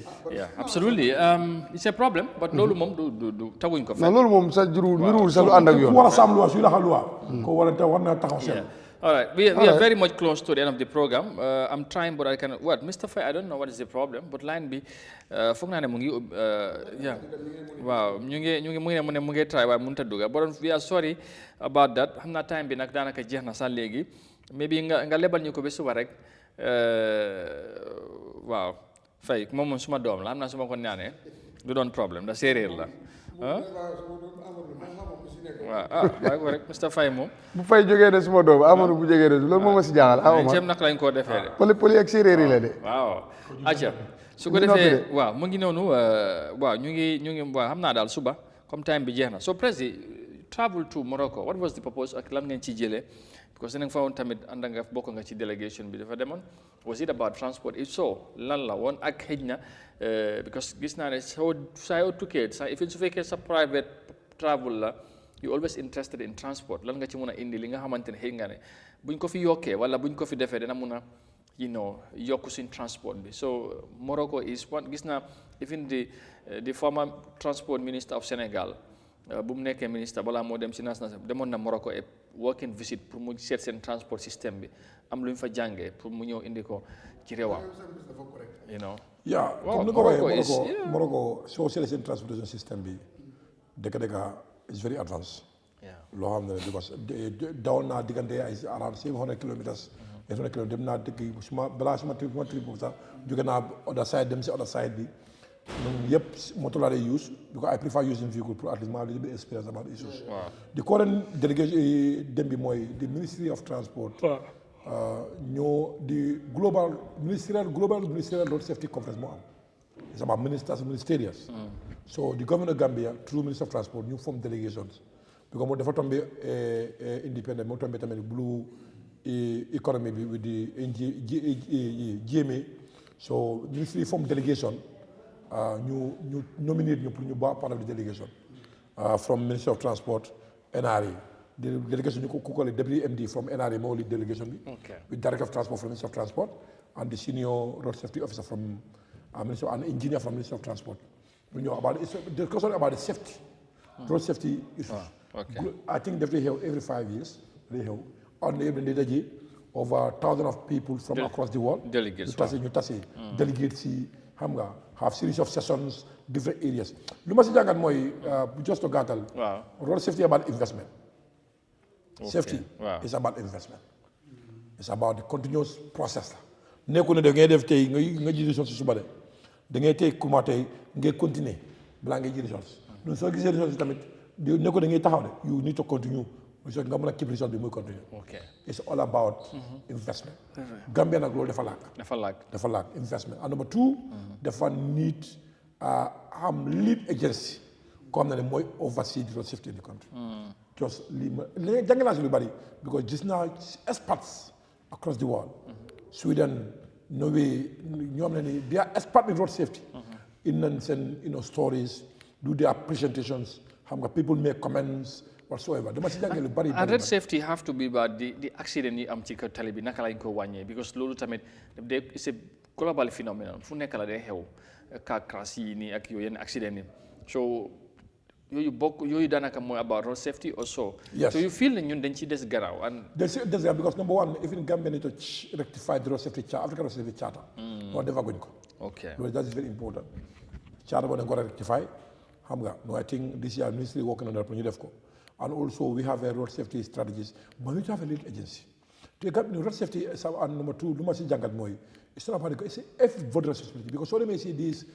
seminars you see civil societies ñoo they are the leading advocacy body for road safety indeed but Gambia that is very lack civil societies ñooy gën a andi youth groups because from according to the statistics from 5 to 29 people 29 from 5 years to 29 years ñu dee fa la nekk so you see youth groups come their voice what they do advocates you see some panelists wax la man dama ñàkkal suma doom si accident ñàkk naa suma jëkkër si accident ñàkk naa suma yaay si accident so those stories su ko déggee at least na tax ku nekk jël commitment pour more protect life very much important so and nga gis media houses they bring stories they do research they do research like Gambia la moo dee war a accidents di def research bring stories lan lañ ci jàngat ak lan la war a def but Gambia does that. You just see that tele road safety. Well, that's not it. It's not about the police checkpoint. Police checkpoint is not cannot road safety. The policies and the program and the investment more damage road safety. Okay. Yeah. Anyway. Nga see state policy fu nekk taw road safety. But the accident mooy am. Okay. So the most important part is about to come together as a team from everybody, anyone count nga count your effort, your contribution. Loo nekk di def.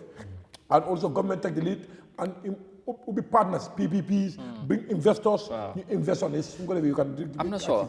I hope so. Come dem ngeen ñëw, it will have an impact maybe in the next coming months, years ahead. Ne dem bi ñëw bi du dem rek fekkee you should come home with something la nga xamante ne dañ ko mën a implement mu amal ñu positive impact in our transportation system parce que loolu dañ ko soxla. So talking about transport, it's road transport we are talking about, but it's a very light sector. River transport am na. Air transport am na. So talking about the river, the Minister of Transport and Works Infrastructure si seen Facebook page bi jox nañ fa update ñu ne the new look of the re-engine the Kanilai ferry waiting to be launched of the Banjul shipyard on Wednesday 5th March. all the four new engines and the cooling system have been successfully installed. Kudos to the local engineers, carpenters, welders, electricians of the ferry service and the Banjul shipyard for lending the engine. The Gambia indeed has local talent. So ferry bi danaka luñ ci wara defar yeb defar nañ ko. So danaka dal xamna na tay waaw launch bi ni mo waaw I'm waiting for the launch of tay waaw tay lañ ko wara dugal ci géej bi. So dafa melni dal xamna tay testing dina am ci li fi waaw waaw ak mu tombé wéri koor wi ni exactly. So mom am na solo because for us as a transporters it's affecting our operations because society is new supply from Bara fofu Bara da fay wañi wade be farafenye using Banjul Bara is most shortest da fa wañi trans les tarif bu ko design we design it from Banjul to farafenye but currently so bu use driver pour mu dive mu wor la another 100 kilometers different.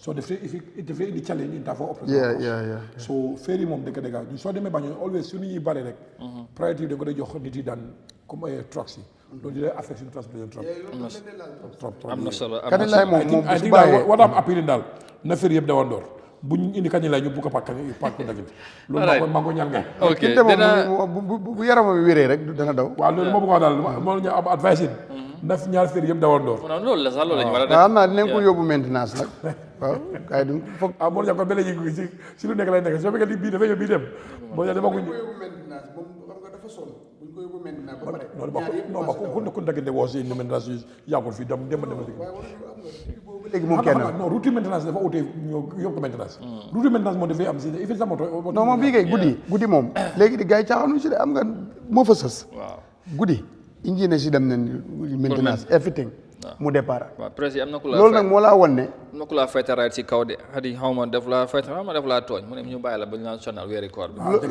dafa teel nag loolu nag daf laa won ne daf laa won ne ndeke ñun lu bëri ñu ngi koo ñàkk wala mu yàqu suñu ñàkk taxawaay bi ak ñàkk def lu ñu wartoon def waaw loolu la sax de parce que ñu bénéfice leen am biñ ko joxee liñ ak xam ak yellefam boobu mu ngi def lu mu war a def tamit ñu ko def daanaka lu bëri dañ ko doon jëlee ci biti waaye féeri bu mu fi kale ñu ne capitaine bi moo wàcc la xarti mbaal gi te loolu am na kum respond kooku nekku fa loolu affaire caaxaan la waaye gis nga bi nga xamee ne moo fi sës ñëpp jox ko luñ respect gis nga lu ñu résolve bu ñu amal soo nen def li ñu war a def bi 10e ma beneen bi ñëw muy ñett fekkee beneen private company bi tam commencé opéré ñu ne waaw ñu ne fii ak Innova bu ñaar moo yeneen ñaar ñoo war a ñëw ñaar yu es adik beneen moo ñëw 10e ba waaw ñëpp est-ce que du ñëpp ñoo ñëwandoon non foog moo ko de loolu la ñu waxoon non bii moom am na bu njëkkee ñëw after beneen ñëw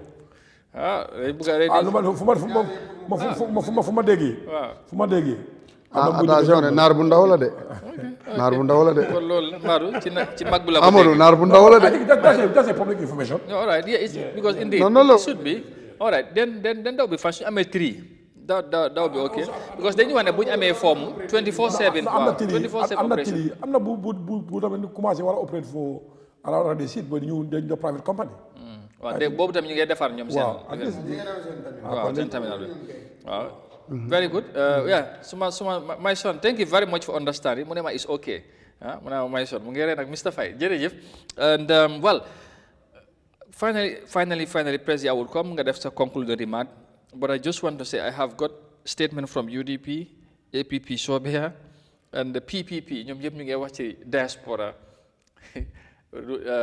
lifin bi démba député di condemn ñii di naqarlu and all that but inshallah tomorrow we'll deliberate on that dinañ ci waxtaan ak suñu gan bi décision bi nga xamante ne moo tukkee ko ci National Assembly bi mainly ñu ngi blame MPP député yi and allied parties ci APRC and of course North Alliance so seemingly it was only UDP te ñoom tamit am na ñeneen ñi nga xamante ne ñoom dañuy votuñ dañuy restrain ñooñu tamit am na ñu ngi wax lan moo tax ñu def ñeneen ñi sax nekkuñ fa woon te xam ne it was a very important decision pour ñu nekkoon fa so ñu am na ñu blame nag ñi nga xam ñu ñëwut sax ak ñi nga xam ne dañ toog bañ a vote so loolu yëpp is another thing but we will dwell much on that tomorrow inshallah so finally Président comme ñu ngi laay xeexal si kaw ñu ne ñu bàyyi la Ceesay Kuntanga adi de moo la nekk di tooñ xaw ma nag mu ne ma weeri koor bi so lan ngay tëjee waxtaan bi in terms of transport especially at this moment xëy na any word of maybe appeal to the authorities la leen mun a war a def gën a taxaw ci li ngeen bugg a indi ñu gën koo prioritize and also advice to your family because jamono ji wax nga ko frustration bi yomba mer bi dafay bari ci kaw tali bi defante bi demba sax maa ngi fekkee domb naa accident bu garaaw bu xew boore di Bakunda involve police yi sax ñu ngi si PIU ñu ngi ci moto ñaar daanaka ñetti moto ci junction lu serious beneen moto bi moom boobu xam naa ne pour mu defaruwaat te moto yu seer rek la am telling you scene bu garaaw la woon so xaw ma fekk time ndogu la woon Ross aw bi boori 7 you know di Bakunda ci garage Bakaw boobu noonu you know waaw foofu la ci kaw tali bi very serious boori sant yàlla kenn deewul ci but moto yi moom yàqu nañ you know te dafa paraay bokka police bi bokka nañ ci so I don't know ñoom tam seen moto la ci bokk waaw ñoom kay de waa involved waaw xam nga comme nit ñi bu dara xewee patrol bi la waaw I think so but ñoom ñu ngi fa woon daal xam nga bu dara xewee fekkeewloo ko da nga see dégg nit ñi ku nekk di wax nii but gis naa leen fa ñu bari fa te ñu ngi busy wante waaye involved te dégg naa seen moto bokk na ci ñett yi bokkante so I know they were involved lan moo xew nag mais bi loolu investigation bi lan dana ko feeñal xëy na tamit you know dinañ xibaar dana ci feeñal because it was really serious so presque ci loolu lan ngay tëjee ñaax gaay ñu def ndànk ni gaay di waxee daw ndànk dal ndànk waaw comme na koy waxee thank you so much Amadou yaakaar naa lu may tëjee mooy ku nekk ku dama doon nga bàyyi ci sa xel xamal na li nga amee moo la ëpp doole absolument waxtu bu nekk mën na laa jàmm so lu lay jàmm moo da nga koy soraale bëgg nañoo nekk fii tey nekk fii suba nekk fii gannaaw suba incha allah nekk fii kon loolu nag suñu jëfi nag def si war a ànd ak moom torop soo defee naka su noonu moom da ngay xaru mooy soo dawa moto yeneen moto yeneen condition yoo xaru la lu yaakaar naa ñëpp dañ bëgg a des fii ba si kanam kon maay ñaax suma njaboot bi ñu def nanga oto boo xam suñ fi ne moto véhicule are not correct please ma la ñaan nañ visit di nearest mechanic garage ñu fix moto bi at least certain important issue bu moto boobu kenn du ko sooxaale mu ngaa sooxaale ba yeneen yi du ko sooxaale so pour ñu xam na ne they are expert they are professional drivers xam na lu leen war and most important ñu si weer ko tamit comme Touré Kunda Baro Kunda Kabra Kunda Bay Kunda you know ñoom ñaasi Kunda ñaam nga ñi dañ yomba xiif dañ yomba mer so xam nga nañ dalal suñu xel bi because after 5 6 7 8 cooli soo def day bari so dara jaru ko ñun driving moom transport yow time la suñu xuloo ak ñoom defee bi suñu time nan defante nanga rek just only 1 month la def te jiyee xam naa fu mu toll nii da nga gis Baro Kunda si TV gis Touré Kunda si TV Kabra Kunda si TV dina raar rool bàyyi si président Adama Barrow mbaa nga gis tey bi wéer ko doo gis pour président Adama Barrow na ko waxal de because bu daan dawal mburu yaa ngi si kanam waaw président Adama Barrow ak ko rek stade bàyyi fi wéer de tuuti fii doo ko gis si télé doo ko gis télé bi doo ba si korité de ñëppal xiif so nan def nag di jégalu ñëpp nag jërëjëf di leen jégalu ñu si njiit lañ ñu ngi jiit askan bi xaj na ñu ñëw si télé wax lu leen neexut oo ñu bind lu leen neexut oo ñu def lu leen neexut ba ngeen jégal ñu ku defar nag mooy yàq su intention rek mooy mbébét rek mooy lu baax la incha allah kon kuñ si offen nag ñu laa ñaanal ngir yàlla ak weer koor bi nga jégal ñu ñun nag jégal na ñëpp ku ñu tooñ ku ñu tooñut ku ñu yéeg ku yéegul ku teyut jégal na ngir yàlla ak yonent moom di leen sant di support tamit di gërëm suma ñu exécutif bi ak di membres yëpp di leen gërëm di nuyu suma force family bi programme suma soxna di ko gërëm di ko sant macha allah dëgg jàmbaar macha allah kooku moom duma ko wax dara xam naa ne mu ngi lay toppatoo si weeri koor gi waaw suma jarbaat moom waaw ñu ngi ko ndokkale baax si ndogu yi neexee moo ñal man dinañ gërëm si because weeri koor bi man I remember Saturday Sunday I was trying to go to market ñëwoon tooga dama ko da jiyam ba jigéen ñi jàmbaar lañ de wallahi Saturday Sunday dama dem marché ñëw dugga si waañ bi tooga ba complète ma nag Sunday tamit di séem xam naa daal fi béwér ko passé pare naaj doo ko dimbale waat mënu ma ko soo jigéen ñi tamit suba ba ngoon nekk si tàngoor bi si saxaar yi an sonde mon ñaa next Sunday da nga dem Saturday bi ci marché doo koy def man moom omelette sax mënu ma ko def bàyyi loolu de jigéen ñi jërëjëf jëf jàmbaar ngeen man su ma doon président bi sax wéer ko fi doon liggéey yéen wéer ko yéen toog si kër gi waaw jaru demee tuwa ko ngeen wàccale waaw naari arab yi de ñoom noonu lañ ko defalee moom weeri koor moom si la ñoo jël seen waaw jërëjëf ñu gërëm la sant la bu baax président Omar Cissé bu Gambia Transport Union ñu bari gën ko xamee Balla ñu gërëm ko sant ko waaw comme ni mu ko waxee very very important jamono ji tali bi daf day xat ñaan driver yi ñu def ndànk dal ndànk moom moo gën buñ ko def comme suma beneen driver boobu noonu driver bi eb moto ba mu fees ñuy daw apprenti am bi ak benn client bugg a jàppante yow da nga ma bugg a yeb yow xamuloo da nga am sens moto bi mu ngee daw moo tax apprenti mu ne yow nag yow da nga am sens rek driver bi paagu mu ne wàcce leen ñu ne ko ne yow tamit looy def nii da nga bugg a gaay xeex ne driver bi yow loolu li nga def baaxul doo kam situation bi rek nga ne gaay wàcce leen mu paak ku nekk mu ne moto bi mu ngee daw moo tax rek mu paak xuloo bi dina jeex de mu ne ñu bëgg a xeex yooyu leen wàcce gaay bugg a kiri kiri yow yaay ñëpp mu ne ko yow looy def ni ñun dañu war waaye si la coow li jeex de dafa day jeex am na dof léegi ma driver mu anyway jërëjëf Mon Ñang xam naa ba suba incha allah Omar bu baax ak juróom seetaan yëpp jaajëfal tam maa nga tey moom jàpp na si caméra yi bu baax a baax ñu ngi ko jaajëfal bu baax waaye moom tamit tey dégguma benn noise waaw xam nga joolaay wax naa la bàyyi loolu maa nga yëguloo sax moom fii maa nga du dee noise ay ban mooy ay yow tamit ñoom Lamine Jiba maa ngi ko gis ci moom tam mu ngi ree rek maa nga du dee noise anyway waaw ma yóbboon Omar na ko vice président am bi Fall la sant su bu dul wéeru ko buy daw maa ngi gis lii nekk si kanami moto bi dégg la xam nga boobu ñëw Fall la sant anyway ak am na jaañeen bu fa nekk tam am na jangeen yi fa nekk ñoom ñëpp ñoom ñu def ndànk rek bu ñëw ñibbi waaw ñu drive ndànk rek waaw bokkut moom mu ngi noonu jërëjëf jërë ngeen jëf mbokkee ñu ngi leen di gërëm di gërëmaat suñu viewers yi ñoom Mr